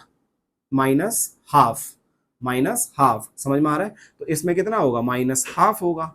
इसमें कितना होगा? -2 होगा। और इसमें कितना होगा? -1 होगा। साथ में कुछ एग्जाम्पल और भी हैं, जैसे OF2, ये वाला एग्जाम्पल कर दूं तो इसके अंदर कितना आ जाएगा? +2 आ जाएगा ऑक्सीजन पे। O2F2 करूंगा तो इसके अंदर कितना आ जाएगा? +1 आ जाएगा। तो ऑक्सीजन के ये डिफरेंट डिफरेंट ऑक्सीडेशन स्टेट होती हैं, ठीक है। सब कुछ पढ़ा चुका हूं मैं, तो जस्ट आपको थोड़ा सा आइडिया दे रहा हूं कि ऑक्सीडेशन स्टेट बेसिकली है क्या, ठीक। ये हो गए। दूसरा चीज हम लोगों ने बोला था बेटा किसमें? पाइराइट्स में, है ना। पाइराइट्स के एग्जांपल दिए थे हम लोगों ने आपको, जिसमें FeS2 था। FeS2 है तो इसमें मेरे पास जो सल्फर होगा S2 जो आ रहा है, इस पे चार्ज कितना आएगा? -2 चार्ज आएगा। किसके अंदर? पाइराइट्स के अंदर, ठीक है। ये भी आप लोगों को याद रखना है। और कुछ इंपॉर्टेंट स्ट्रक्चर्स थे किसके? जैसे पहला आता है मेरे पास किसका? Marshals acid. किसका आता है? जल्दी बोलो फटाफट से। Marshals acid. और मार्शल्स एसिड का फॉर्मूला क्या था? H2S2O8। अब H2S2O8 में ऑक्सीडेशन स्टेट देखें हम लोग तो इसका ऑक्सीडेशन स्टेट किसका निकालते हैं? जिसका वेरिएबल होता है उसका ऑक्सीडेशन स्टेट हम लोगों को निकालना होता है। तो हाइड्रोजन का हमें पता है नॉन मेटल के साथ है तो इसका कितना आ जाएगा? 2 आ जाएगा। प्लस ऑक्सीडेशन स्टेट होता क्या है, मतलब चार्ज किसके बराबर होगा? तो sum of oxidation state of all the elements is equals to कितना? 0। यदि उसके ऊपर कोई चार्ज है नहीं तो, यदि चार्ज होगा तो उस चार्ज के बराबर होगा। यहाँ पे एक सल्फर का x है तो दो सल्फर का 2x। यहाँ पे एक ऑक्सीजन का -2 तो 8 का कितना होगा? 16। कोई चार्ज नहीं है तो 0 कर दिया यहाँ पे, तो 2x माइनस कितना हो जाएगा? 14 इज इक्वल्स टू कितना? 0। तो 2x इज इक्वल्स टू कितना? 14। तो x इज इक्वल्स टू कितना आ जाएगा? +7। अब आपको पता है कि जो सल्फर था ये मैक्सिमम ऑक्सीडेशन स्टेट कितना शो करता था? +6 करता है, क्योंकि इसके वैलेंस शेल में कितने इलेक्ट्रॉन होंगे? 6 इलेक्ट्रॉन होंगे। तो 7 तो ये दिखाई नहीं सकता भाई, ठीक है। तो यहाँ पे हम लोगों ने क्या देखे थे? इनके स्ट्रक्चर्स देखे थे। तो कुछ ऐसे बॉन्ड थे हमारे पास, कुछ ऐसे स्ट्रक्चर्स थे जिनमें हम लोगों को ऑक्सीडेशन स्टेट निकलेगा, वो सिर्फ और सिर्फ उनके स्ट्रक्चर से ही निकल सकता है, डायरेक्ट अपन लोग नहीं निकाल सकते। तो इसमें क्या आ गया मेरे पास? ये आ गया परऑक्सी लिंकेज। कौन सा? ये परऑक्सी लिंकेज। जिन भी बच्चों ने ये नहीं देखा है तो प्लीज जाके पहले वो रिडॉक्स रिएक्शन का फर्स्ट लेक्चर देखें, तो ये सब चीज क्लियर हो जाएगी। मैंने डिटेल में कराया हुआ है सब कुछ ये, ठीक है। अगला एग्जांपल लिया था तो किसका लिया था? H2SO5, है ना। H2SO5 को हम लोगों ने क्या बोला था बेटा? Carolus acid. क्या बोला था इसको हम लोगों ने? Carolus acid. चित्र क्या बना था? अब देखो इसका ऑक्सीडेशन स्टेट देखेंगे तो कितना आएगा? 5 2 10, 10 में से 2 गया तो कितना बचा? 8। अरे 8 भी तो गलत है यार, 8 भी गलत है, 7 भी गलत है, 6 से ज्यादा ही नहीं हो सकता। तो यहाँ पे क्या देखेंगे अपन लोग? S डबल बॉन्ड O, इस साइड में OH और इस साइड में O और H। समझ में आया? तो इसका ऑक्सीडेशन स्टेट किस पे डिपेंड करेगा? इनकी इलेक्ट्रोनेगेटिविटी डिफरेंस कि कौन ज्यादा इलेक्ट्रोनेगेटिव है, किस पे नेगेटिव आएगा, किस पे पॉजिटिव। तो बेटा इस पे कितना आएगा -2, इस पे -2, इस पे -1, इस पे -1, तो टोटल इस पे कितना आ जाएगा +6 चार्ज आ जाएगा H2SO5 पे। ऐसे ही काफी सारे एग्जांपल्स थे। और मैक्सिमम के लिए आप लोग याद रखो कि +8 ऑक्सीडेशन स्टेट होता है, वो किसके द्वारा दिखाया जाता है, ऑस्मियम टेट्राऑक्साइड, अगला हो जाएगा रूथियम टेट्राऑक्साइड, और एक हो जाएगा H4HCO6 जिसको अपन लोग पर्जेनिक एसिड बोलते हैं। तो ये वो लोग हैं जिनके मैक्सिमम ऑक्सीडेशन स्टेट होते हैं विच इज +8। +8 से ज्यादा किसी का भी ऑक्सीडेशन स्टेट नहीं होता है, इस बात को बड़े ध्यान से समझ लो, ठीक है। सो ये हो गया हमारे पास कौन सा चीज, ऑक्सीडेशन स्टेट। ठीक, चलो मैं फिर कह रहा हूं, जिन्होंने ऑक्सीडेशन स्टेट नहीं पढ़ा है वो प्लीज जाके फिर दोबारा से पढ़ो वहां पे, क्योंकि मैं ऐसा मान के चल रहा हूं कि तुम लोगों को ऑक्सीडेशन स्टेट में कोई प्रॉब्लम नहीं है और तुमको अच्छे से आता है कि किस तरीके से ऑक्सीडेशन स्टेट को कैलकुलेट किया जाता है। ठीक, सिमिलरली अगला जो चीज है बेटा वो वैलेंसी है। मैंने वैलेंसी भी पढ़ाया है, वहां पे कि वैलेंसी क्या होता है। ठीक है, वैलेंसी भी मैंने आप लोगों को ऑलरेडी पढ़ाया हुआ है। तो वैलेंसी क्या है, वैलेंसी बेसिकली तुम इतना समझ लो कि मेरे पास यहाँ पे कौन है, बोरोन है, ये कौन है, कार्बन, ये कौन है, नाइट्रोजन, ये कौन है, ऑक्सीजन, ये कौन है, फ्लोरीन, ये कौन है बेटा, नियोन आ गया, इनर्ट गैस आ गया। तो यदि हम लोग बात करें वैलेंसी की, तो वैलेंसी बेसिकली यदि मेरे पास किसी के वैलेंस शेल में इलेक्ट्रॉन, सिर्फ इतना याद रखो, किसी के वैलेंस शेल में इलेक्ट्रॉन कैसे हैं बच्चा पार्टी, 4 या उससे कम, और लेस देन 4, तो वही क्या होती है, उस ग्रुप की बेसिकली वैलेंसी बोली जाती है। वही उस ग्रुप की क्या बोली जाएगी, जल्दी बोलो फटाफट से, वैलेंसी। वही क्या हो जाएगी, उसकी वैलेंसी। और यदि वैलेंस शेल में इलेक्ट्रॉन, यदि वैलेंस शेल के जो इलेक्ट्रॉन हैं वो कितने हैं, 8 हैं, तो वैलेंसी जो होगा वो होगा कौन सा बेटा, 8 में से वैलेंस शेल इलेक्ट्रॉन 8, 4 से कैसे ज्यादा है, valence shell electron are greater than 4, are greater than what, 4। तो उसकी जो वैलेंसी होगी वो हो जाएगी 8 माइनस नंबर ऑफ इलेक्ट्रॉन्स, जितने भी नंबर ऑफ इलेक्ट्रॉन्स होंगे। कैसे, नहीं समझ में आ रहा, कोई बात नहीं, एग्जाम्पल देखो। एग्जाम्पल में फ्लोरीन की बात करूं तो फ्लोरीन का एटॉमिक नंबर 9 है, तो वैलेंस शेल कितने इलेक्ट्रॉन होंगे, 1s2, 2s2, 2p कितना 5, तो वैलेंस शेल इसी को कहेंगे अपन लोग 2 वाले को। तो टोटल वैलेंस शेल में कितने इलेक्ट्रॉन है, 7। तो ये भैया 4 से तो ज्यादा आ गए ना, तो 8 में से 7 को माइनस करूंगा, 8 में से 7 माइनस करूंगा तो इसकी वैलेंसी कितनी हो जाएगी, 1।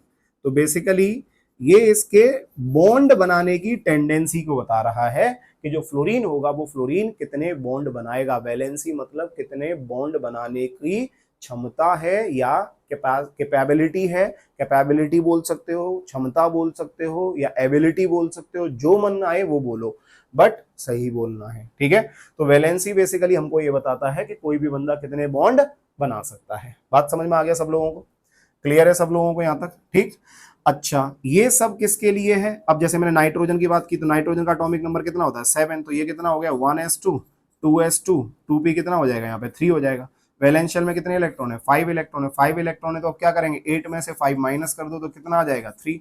तो इसकी वैलेंसी कितनी हो जाएगी बच्चा पार्टी, इसकी वैलेंसी 3 हो जाएगी। मतलब नाइट्रोजन जो होगा वो कितने बॉन्ड बनाएगा, 3 बॉन्ड बनाएगा।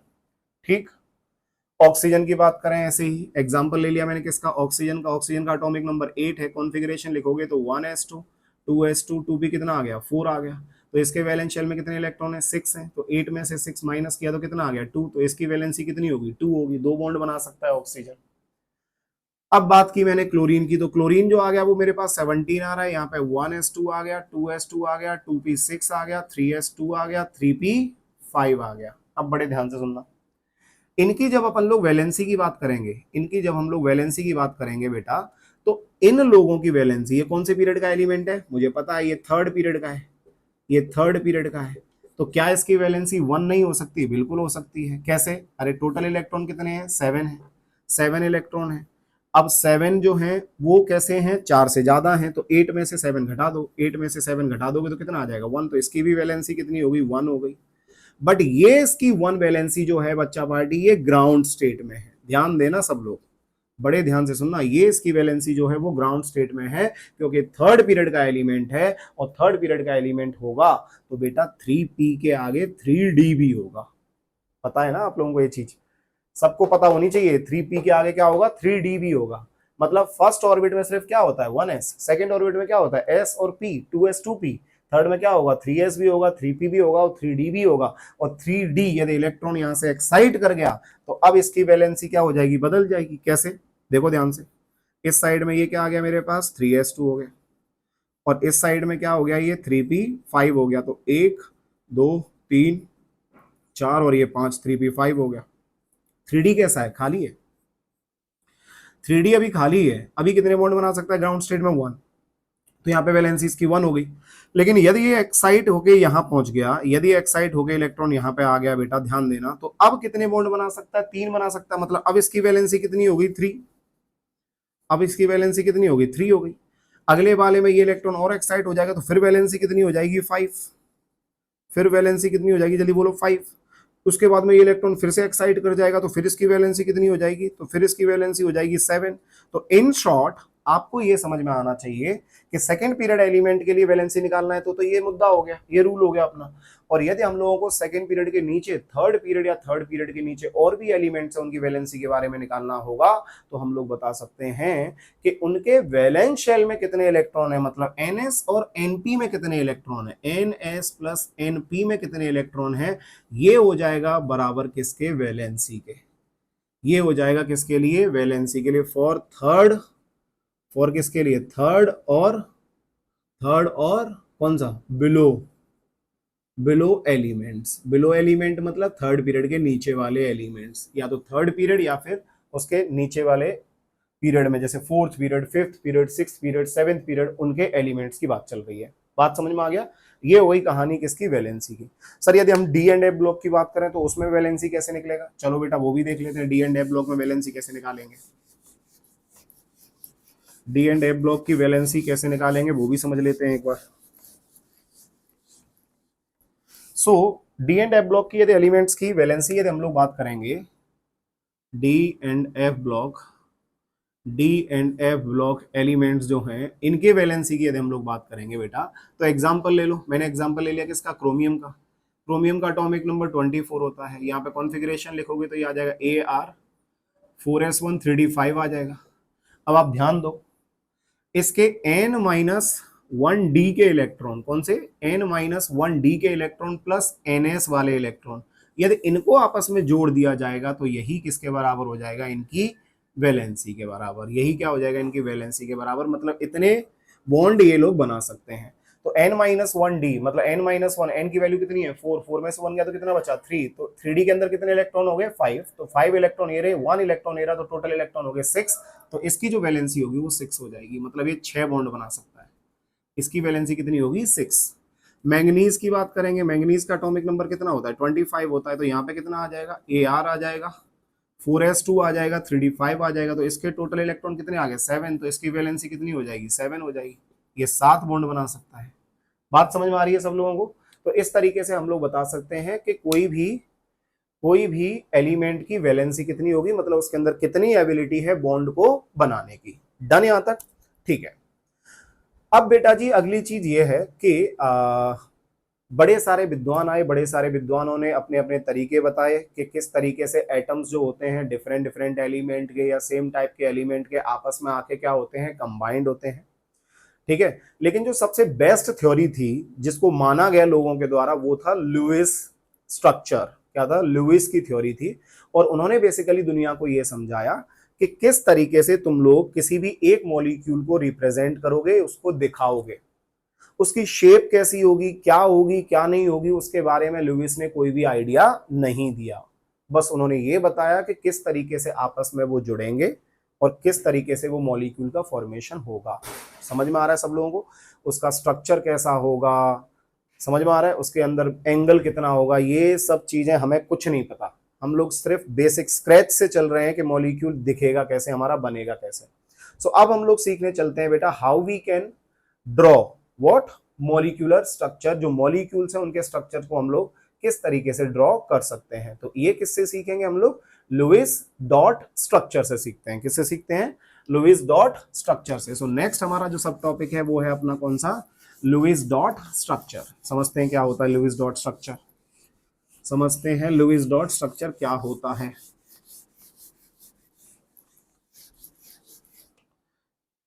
तो अगला बेटा अपना जो है क्या है, Lewis Lewis dot structure, Lewis dot structure. तो इनके अनुसार ऐसा बोला गया बेटा, इनके अनुसार ऐसा बोला गया, कुछ कुछ पॉइंट्स है वो पॉइंट समझ लो। पहला पॉइंट क्या है, elements element which has element which has less electronegativity, ऐसा एलिमेंट जिसकी इलेक्ट्रोनेगेटिविटी कम है, will will be present at centre, will be present at centre, ये सेंटर में प्रेजेंट होगा। पहला पॉइंट तो जिसकी इलेक्ट्रोनेगेटिविटी कम है वो कहां पे होगा, सेंटर में होगा। दूसरा चीज, हाइड्रोजन एटम, हाइड्रोजन जो होगा will never ever be a central atom, ये कभी भी सेंट्रल एटम नहीं होगा। कौन, हाइड्रोजन कभी भी सेंट्रल एटम नहीं होगा। ये दो चीजें तो ध्यान दो पहले, एक तो ऐसा एलिमेंट जिसकी इलेक्ट्रोनेगेटिविटी कम होगी अमंग जितने बाकी के एलिमेंट्स दे रखे हैं, यदि उनमें इलेक्ट्रोनेगेटिविटी जिसकी भी सबसे कम होगी उसको हम लोग सेंट्रल एटम मानेंगे। दूसरा चीज, हाइड्रोजन को सेंट्रल एटम नहीं मानना है, दूसरा चीज हाइड्रोजन को सेंट्रल एटम नहीं मानना है। अब इनका कुछ ये रूल है इसको कैलकुलेट करने का, बड़े ध्यान से सुनना क्या रूल है। सबसे पहले इन्होंने बोला कि एक टर्म है जिसको ए बोला, और ए किसके बराबर है, ए बराबर है valence shell electrons of all atoms, जितने भी एटम्स प्रेजेंट हैं किसी भी मॉलिक्यूल में उसमें वैलेंस शेल इलेक्ट्रॉन कितने हैं, ठीक है, कितने वैलेंस शेल इलेक्ट्रॉन हैं, प्लस प्लस यदि कोई भी नेगेटिव चार्ज प्रेजेंट है तो उसको क्या करना है, उस मॉलिक्यूल पे जितना भी नेगेटिव चार्ज, जैसे मान लो सल्फेट है तो सल्फेट पे कितना नेगेटिव चार्ज है, -2, तो इस 2 को क्या करना है, हमें ऐड करना है। समझ में आ रहा है, यदि कोई भी मेरे पास मॉलिक्यूल है उस पर कौन सा चार्ज है, पॉजिटिव, तो इस पॉजिटिव को हमें क्या करना है, निकालना है। ध्यान देना सब लोग, ध्यान देना सब लोग, जो पॉजिटिव चार्ज है पॉजिटिव चार्ज को सब्ट्रैक्ट करना है किसमें से, इन सारी वैल्यूज में से। नेगेटिव चार्ज आएगा तो उसको क्या करना है, इन सारी वैल्यूज में ऐड करना है। क्लियर है इतना यहां तक, ये हो गया ए।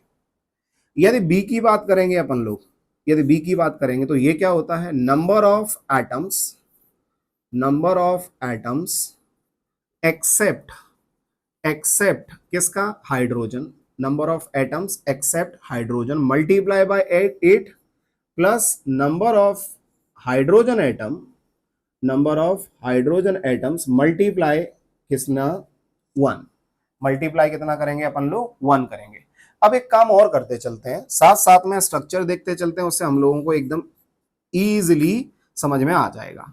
तो एग्जांपल लिया मैंने किसका, CH4, ये मीथेन है, ये कौन है बच्चा पार्टी, मीथेन। तो इसका हम लोगों को क्या निकालना है, स्ट्रक्चर बनाना है कि इसका स्ट्रक्चर कैसे बनेगा। तो ध्यान दो, सबसे पहले हाइड्रोजन की बात करें तो हाइड्रोजन तो सेंट्रल एटम हो ही नहीं सकता, तो सेंट्रल एटम की तरह काम कौन करेगा, कार्बन। तो मैंने यहाँ पे सबसे पहले क्या लिख दिया, कार्बन लिख दिया, कार्बन लिख दिया। अब मेरे पास हाइड्रोजन कितने हैं, टोटल 4 हैं, तो अभी के लिए मैंने एक H लिख दिया यहाँ पे, एक H लिख दिया यहाँ पे, एक H लिख दिया यहाँ पे, एक H लिख दिया यहाँ पे। मैंने इस तरीके से लिख दिया, आपका जो मन करे आप लिख सकते हो, कोई दिक्कत नहीं, ठीक। इसके अंदर सबसे पहले ए की वैल्यू निकालूंगी, ए की वैल्यू कितनी होगी, ए की वैल्यू कितनी होगी, ठीक है।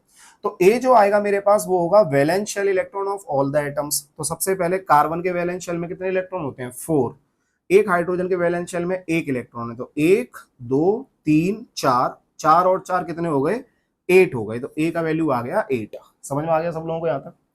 अगला चीज सुनो, बी का क्या होगा, तो बी जो होगा वो number of atoms except hydrogen, उसमें मल्टीप्लाई करना है 8 का, तो मतलब इसमें कितने का मल्टीप्लाई करूं, 8 का, क्योंकि एक ही एटम है, बाकी तो चारों हाइड्रोजन है। तो अब मैं क्या करूंगा, 8 तो इसकी वजह से आ गया, और number of hydrogen atom into 1, तो कितने, 1 2 3 4, तो 4 इंटू 1, तो कितना हो जाएगा बेटा, 8 प्लस 4, ये कितना आ गया, 12 आ गया। ये कितना आ गया, जल्दी बोलो फटाफट से, ये 12 आ गया। समझ में आ गया। अब क्या करना है मुझे, ध्यान देना सब लोग, इसमें 4 और इसमें कितना आ गया, 8, और यहाँ पे कितना आ गया, टोटल 12 आ गया। अब सी जो निकाल रहा हूं वो सी निकाल रहा हूं कैसे, बी माइनस ए कर दिया मैंने, कितना कर दिया मैंने, जल्दी बोलो फटाफट से, बी माइनस ए, कितना कर दिया, जल्दी बोलो फटाफट से, बी माइनस ए कर दिया। क्लियर है, बी माइनस ए कर दिया। अब बी माइनस ए कर दिया तो कितना आ जाएगा मेरे पास, टोटल 4 आ जाएगा। क्या आ जाएगा, जल्दी बोलो फटाफट से, ये आ जाएगा 4, ये क्या आ जाएगा, ये आ गया 4। क्लियर है सब लोगों को, एक सेकंड रुकना बेटा।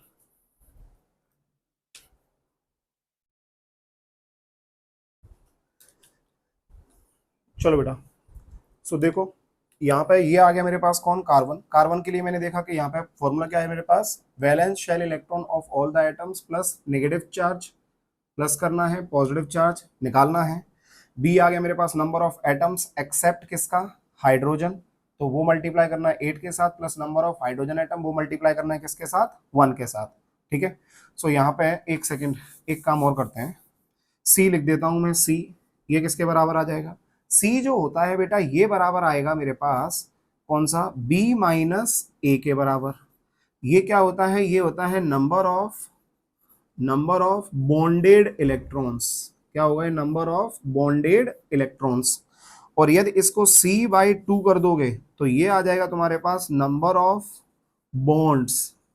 ये किसके बराबर आ जाएगा, नंबर ऑफ बॉन्ड्स के बराबर आ जाएगा। ठीक है, और यदि डी की वैल्यू निकालोगे, डी किसके बराबर होता है, तो ये होता है कितने total number of valence shell electron थे और कितने ऑलरेडी शेयर्ड हो चुके हैं।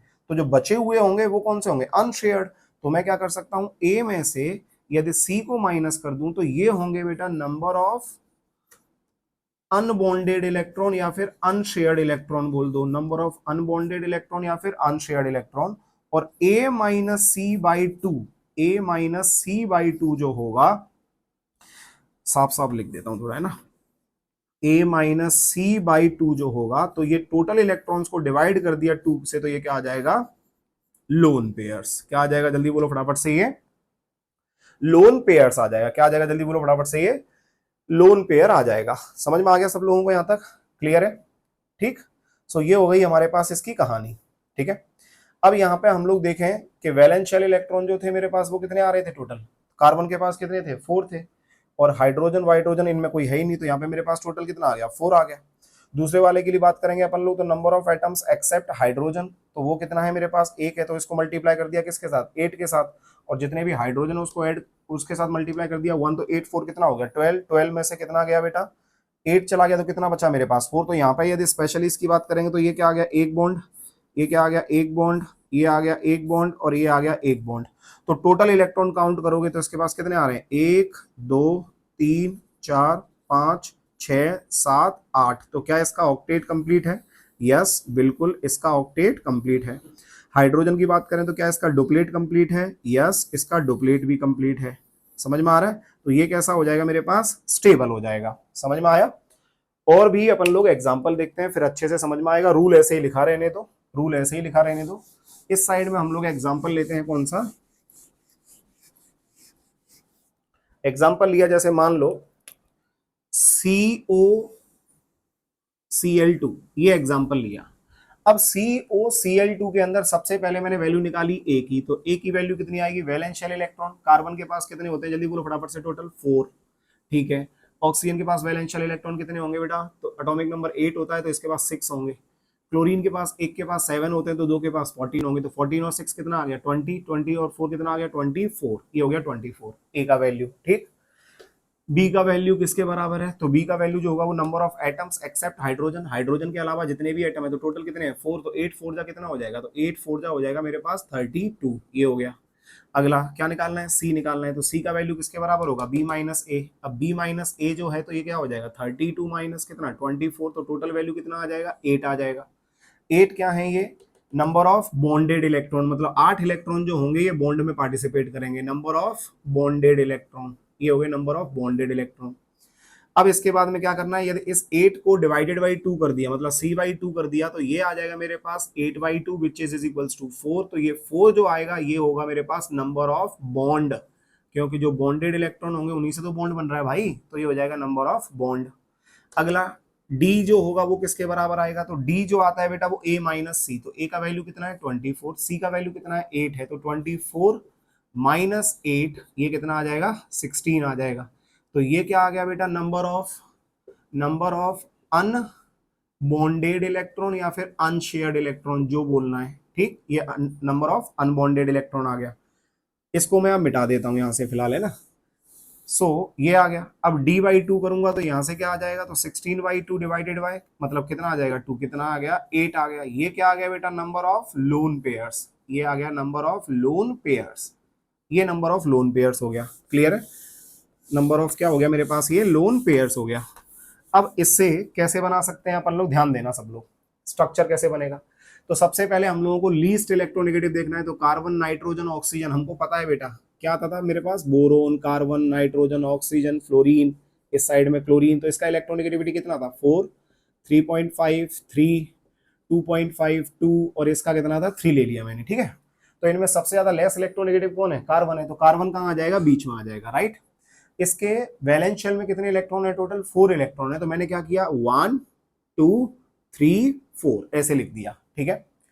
अब कितने बॉन्ड बनने हैं, टोटल 4 बॉन्ड बनने हैं बेटा। कितने बॉन्ड बनने हैं, टोटल 4 बॉन्ड बनने हैं। तो एक बॉन्ड बना दिया ये, एक बॉन्ड बना दिया ये, एक बॉन्ड बना दिया ये, और एक बॉन्ड बना दिया ये। ध्यान देना सब लोग, ठीक। अब क्या करें, तो अब यहां पे ये समझना है कि इस जगह पे कौन आ गया मेरे पास, क्लोरीन आ गया। इस जगह पे कौन आ गया मेरे पास, क्लोरीन आ गया। इस जगह पे कौन आ गया मेरे पास, ऑक्सीजन आ गया। तो ये हो गए हमारे पास क्या, टोटल 8 इलेक्ट्रॉन इन्वॉल्व हुए बॉन्ड के अंदर। कैसे, 2 इलेक्ट्रॉन ये रहे, 2 इलेक्ट्रॉन ये रहे, 4, 2 ये रहे, 3, 6, और ये कितने हो गए, 8 इलेक्ट्रॉन टोटल बॉन्डिंग में पार्टिसिपेट कर रहे हैं, जो कि यहाँ से पता लग रहा है। और नंबर ऑफ बॉन्ड 4 है, तो 1, 2, 3, 4 बॉन्ड भी पता लग गए।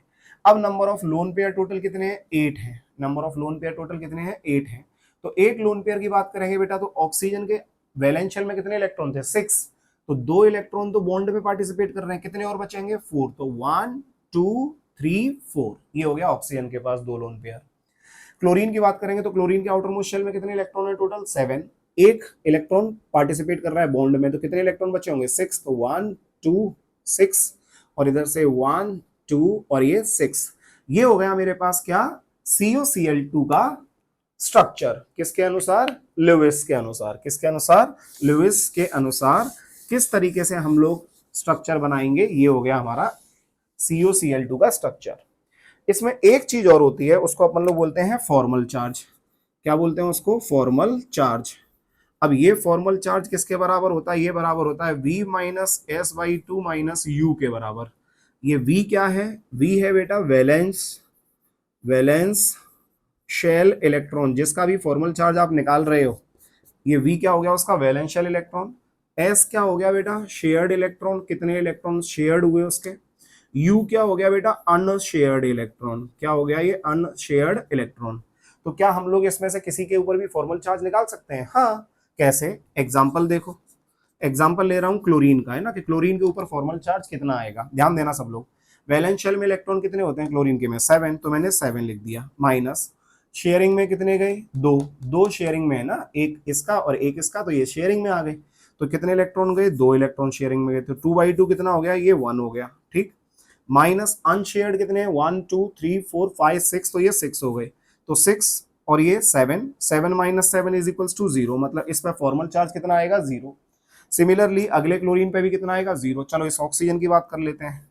ऑक्सीजन पे फॉर्मल चार्ज कितना आएगा, तो ये कैसे निकालेंगे, वैलेंस शेल में इलेक्ट्रॉन ऑक्सीजन के में कितने होते हैं बेटा, तो इसमें होते हैं मेरे पास 6, माइनस शेयरिंग में कितने गए, 1, 2, 3, 4, तो 4 चले गए शेयरिंग में, माइनस अगला क्या करेंगे, कितने अनशेयर्ड है, तो 1, 2, 3, 4, 4 अनशेयर्ड है इसके पास, है ना।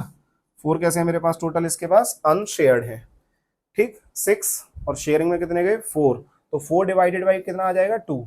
तो 2 2 जा कितना हो गया, 4 हो गया। तो 6 माइनस 6 इज इक्वल्स टू, फिर से कितना आ गया, 0। तो इस पर भी कितना होगा मेरे पास, 0 होगा। क्लियर है सब लोगों को, समझ में आया सब लोगों को किस तरीके से बनाना है ये स्ट्रक्चर। अगला एग्जांपल देख लेते हैं अपन लोग किसका, सल्फेट का देख लेते हैं। एक किसका एग्जांपल देख लेते हैं, सल्फेट का। मिटाऊं इसको, तो कैलकुलेशन के लिए हम लोग यहाँ पे लिख देता हूं, जिससे तुम लोगों को थोड़ा सा इजी जाए, है ना, कि किस तरीके से बनाना है। सुनना ध्यान से, रूल से बनाएंगे। किसका स्ट्रक्चर बना रहे हैं, सल्फेट का, ठीक है। सेंट्रल एटम कौन आएगा, सल्फर आएगा, क्योंकि ऑक्सीजन की इलेक्ट्रोनेगेटिविटी ज्यादा है। तो यहाँ पे सल्फर लिख दिया। ऑक्सीजन कितने, 1, 2, 3, 4, मुझे नहीं पता कि कितने बॉन्ड बनेंगे इनके बीच में। सबसे पहले ए निकालूंगा। ए क्या होता था, valence shell electron of all the atoms.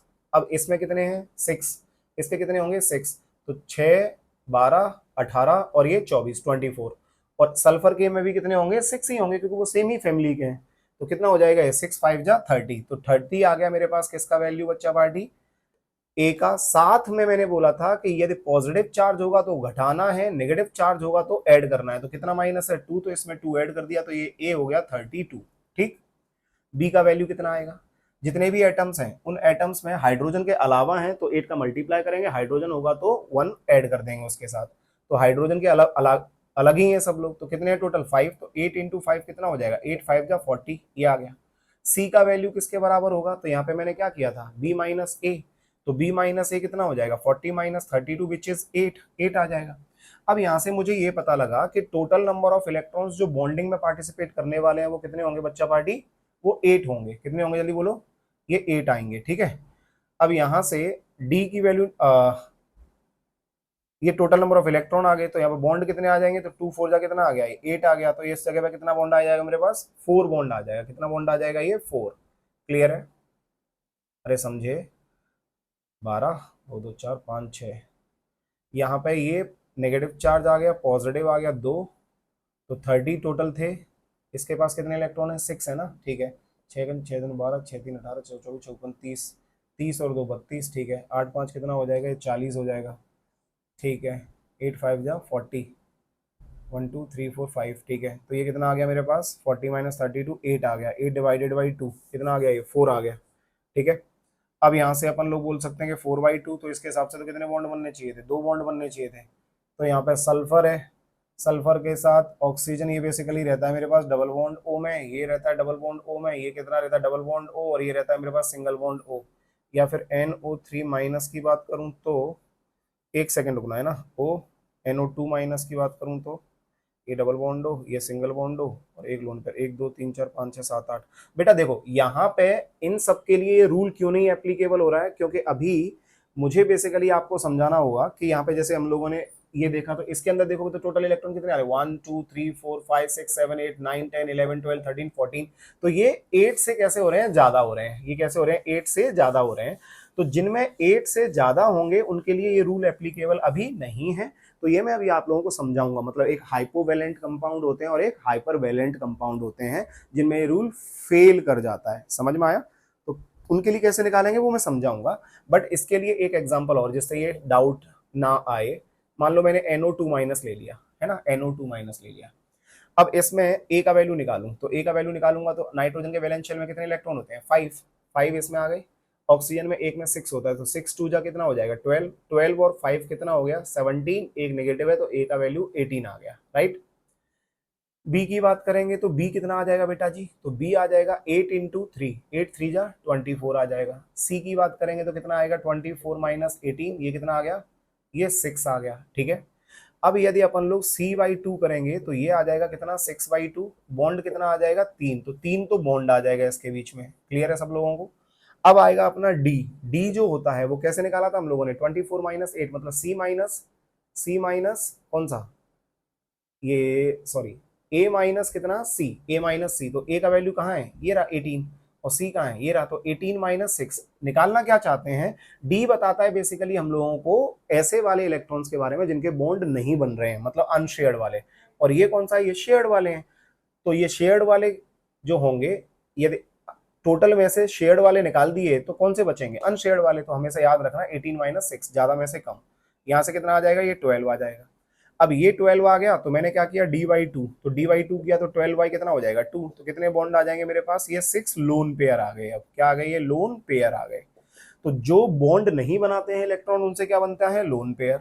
और जो बॉन्ड बनाते हैं तो उनसे क्या बनते हैं, बॉन्ड पेयर। ठीक है, तो कितने लोन पेयर हो गए, 6 लोन पेयर है और 3 बॉन्ड है।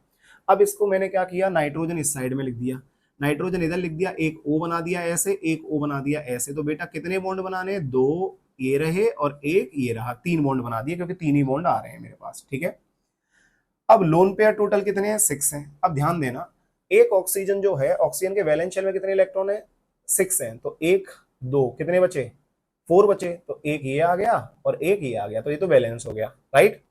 इस ऑक्सीजन की बात करेंगे तो इस ऑक्सीजन के वैलेंस शेल में कितने इलेक्ट्रॉन होंगे, 6। कितने होंगे, 6 होंगे। एक इसमें चला गया तो टोटल इलेक्ट्रॉन कितने आएंगे इसके पास, 5। तो 1 2 3 4 और ये 5 आ गया। ऐसे ही लिखा रहने दो अभी इसको, है ना। नाइट्रोजन के वैलेंस शेल में 5 इलेक्ट्रॉन होते हैं, तो इसके कितने बॉन्ड आ गए, 1 2 3, 3 इलेक्ट्रॉन चले गए। कितना बचा, 1 2, ये हो गया 5। अब मुद्दा आता है किसका, इस नेगेटिव चार्ज का, कि ये नेगेटिव चार्ज बेसिकली किसके पास जाएगा। तो यहाँ पर टोटल लोन पेयर कितना आ रहा है, 6। अभी कितना लोन पेयर है, 1 2 और ये आ गया 3, 3 लोन पेयर हो गया। 3 और ये 4 और ये हो गया 5। लेकिन 6 वाले लोन पेयर के लिए इस पे कैसा चार्ज आना चाहिए, माइनस। ये हो गया हमारी थ्योरी के अकॉर्डिंग। तो टोटल कितना आ गया हमारे पास, कितने लोन पेयर आ गए, 6 लोन पेयर आ गए। तो 1 2 3 4 5 6, ये वाला, ये लोन पेयर नहीं है ना, ये तो अरे शेयरिंग इलेक्ट्रॉन है भाई, ठीक है। अब ये फॉर्मल चार्ज देख लेते हैं। इस ऑक्सीजन एटम को कितना बोल दूं, 1, इस ऑक्सीजन एटम को कितना बोल देता हूं, 2। कैसे निकालूंगा, ध्यान देना। तो फॉर्मल चार्ज ऑन किसके ऊपर, O1 लिख रहा हूं यहाँ पे। कैसे निकालेंगे, वैलेंस शेल में इलेक्ट्रॉन कितने हैं, वैलेंस शेल में इलेक्ट्रॉन 6 होते हैं, माइनस कितने इलेक्ट्रॉन शेयरिंग में पार्टिसिपेट कर रहे हैं, 1 2 3 4, 4 डिवाइडेड बाई 2 कितना आ जाएगा, यहाँ से 2 आ जाएगा, माइनस अनशेयर्ड इलेक्ट्रॉन कितने हैं, तो 1 2 3 4, ये आ गए मेरे पास 4। तो यहां से आप देखोगे -4 -2 -6 -6, 6 में से 6 गया तो कितना आया, 0। मतलब इसके ऊपर फॉर्मल चार्ज 0, इसके ऊपर कोई चार्ज आने वाला नहीं है, ठीक। अगले वाले की बात करें, फॉर्मल चार्ज किसके ऊपर, O2 के ऊपर। अब ध्यान देना, कितने नंबर ऑफ इलेक्ट्रॉन्स, मतलब कितने वैलेंस शेल इलेक्ट्रॉन है, तो फिर द्वारा 6 ही होगा। अब कितने शेयरिंग में गए, तो यहाँ पे मैंने बोला कि इसका एक इलेक्ट्रॉन ये रहा, एक इलेक्ट्रॉन ये रहा, तो 2 इलेक्ट्रॉन मैंने मान लिया शेयरिंग में चला गया, तो 2/2 हो गया। माइनस अनशेयर्ड इलेक्ट्रॉन कितने हैं, तो 1 2 3 4 5, पहले तो यही होना चाहिए ना भाई, पहले तो यही होना चाहिए था, 1 2 3 4 5, क्योंकि 6 होते हैं तो ये बॉन्डिंग में पार्टिसिपेट कर रहा है। तो यहाँ पे मैंने क्या लिख दिया, इस जगह पे ये 5 लिख दिया, मान लो कितना लिख दिया, 5 किस्म हो गए मेरे पास, अनशेयर्ड इलेक्ट्रॉन हो गए। अब यहाँ पे मैं बात करूंगा तो 2 से 2 ये कितना हो गया, ये 1 हो गया। कितना हो गया, जल्दी बोलो फटाफट से, ये 1 हो गया, ठीक है। अब ये 1 हो गया तो 5 और इसका 1, ये 6 माइनस 6 क्या आना चाहिए मेरे पास, 0 आना चाहिए। बट अब हमें क्या करना है, ध्यान देना कि इस जगह पे जो टोटल इलेक्ट्रॉन आएंगे, वो टोटल इलेक्ट्रॉन कितने आएंगे मेरे पास, ये 6 आएंगे। कितने आएंगे, जल्दी बोलो फटाफट से, ये आएंगे 6। वैलेंस इस जगह पे देखा हम लोगों ने, वैलेंस शेल में कितने इलेक्ट्रॉन है, 6 इलेक्ट्रॉन है, तो 6 इलेक्ट्रॉन मैंने इसका मान लिया। कितने बॉन्ड इलेक्ट्रॉन पार्टिसिपेट कर रहे हैं, 2 इलेक्ट्रॉन पार्टिसिपेट कर रहे हैं, तो 2 डिवाइडेड बाय मैंने कितना कर दिया, 2 कर दिया, तो इससे कितना आ गया मेरे पास, 1 आ गया, राइट। अब यहाँ पे इस जगह पे बात करेंगे तो 1 2 3 4 5, और ये जो मेरे पास आ रहा है -1 आ रहा है। -1 क्यों आ रहा है, क्योंकि एक लोन पेयर भी है ना इसके पास। टोटल लोन पेयर कितने हैं, 6। या तुमने इसको छुपा दिया, इसको हटा दिया, तो अब कितने लोन पेयर बचे, 1 2 3 4 5 लोन पेयर बचे। अरे समझ में आ रहा है, कितने लोन पेयर बचे, 1 2 3 4 5 बचे, लेकिन लोन पेयर टोटल कितने हैं, 6 हैं। तो ये लोन पेयर मैंने कहां पे रख दिया था, इस जगह पे रख दिया था। तो इस पे चार्ज कितना आएगा, 1 2 3 4 5 6, ये कौन से हो गए, 6 हो जाएंगे साइड में। 1 2 2/2 ये हो गया, वैलेंस शेल में 6 है, तो इसको करोगे टोटल तो कितना आएगा मेरे पास, -1 आ जाएगा। तो मतलब जो माइनस चार्ज आएगा वो किस पे आएगा, इस पे माइनस चार्ज आएगा। समझ में आया। तो ये हो गया स्ट्रक्चर हमारे पास किसका, NO2 माइनस का। तो सर पहले वाले स्ट्रक्चर क्यों नहीं सही था, ये वाला क्यों सही है, क्योंकि सेंट्रल एटम जब आप देखोगे तो सेंट्रल एटम के पास क्या ऑक्टेट कंप्लीट है, 1 2 3 4 5 6 7 8, तो इसका ऑक्टेट जो है वो कैसा है बच्चा पार्टी, कंप्लीट है। समझ में आया। इसके ऑक्टेट की बात करेंगे तो 1 2 3 4 5 6 7 8, इसका भी ऑक्टेट कैसा है, कंप्लीट है। इसकी बात करेंगे तो 1 2 3 4 5 6 7 8, इसका ऑक्टेट भी कैसा है, कंप्लीट है। समझ में आया। तो इस तरीके से अपन लोग क्या कर सकते हैं, इस तरीके से अपन लोग क्या कर सकते हैं, जल्दी बोलो फटाफट से, स्ट्रक्चर्स बना सकते हैं किसके अकॉर्डिंग, लुईस के अकॉर्डिंग। अभी इसके ऊपर प्रैक्टिस हम लोग और करेंगे, तो अगली क्लास में मैं लुईस डॉट स्ट्रक्चर और ड्रॉ करूंगा और बताऊंगा कि लुईस जो है वो किस किस जगह पे फेल हुआ था। थोड़ा सा तो आइडिया लग गया होगा तुम लोगों को अभी कि किस जगह पे फेल हुआ था, बट स्टिल हम लोग कल की क्लास में देखेंगे कि किन किन स्ट्रक्चर्स को हम लोग डायरेक्टली इस फॉर्मूले से नहीं बना सकते हैं। तो फिर नहीं बना सकते तो फिर उनका और तरीका क्या होगा, तो वो सब हम लोग देखेंगे अगली क्लास में। तो आज की क्लास को हम लोग यहीं पे करते हैं खत्म, मिलेंगे अगले लेक्चर में, तब तक के लिए बाय बाय।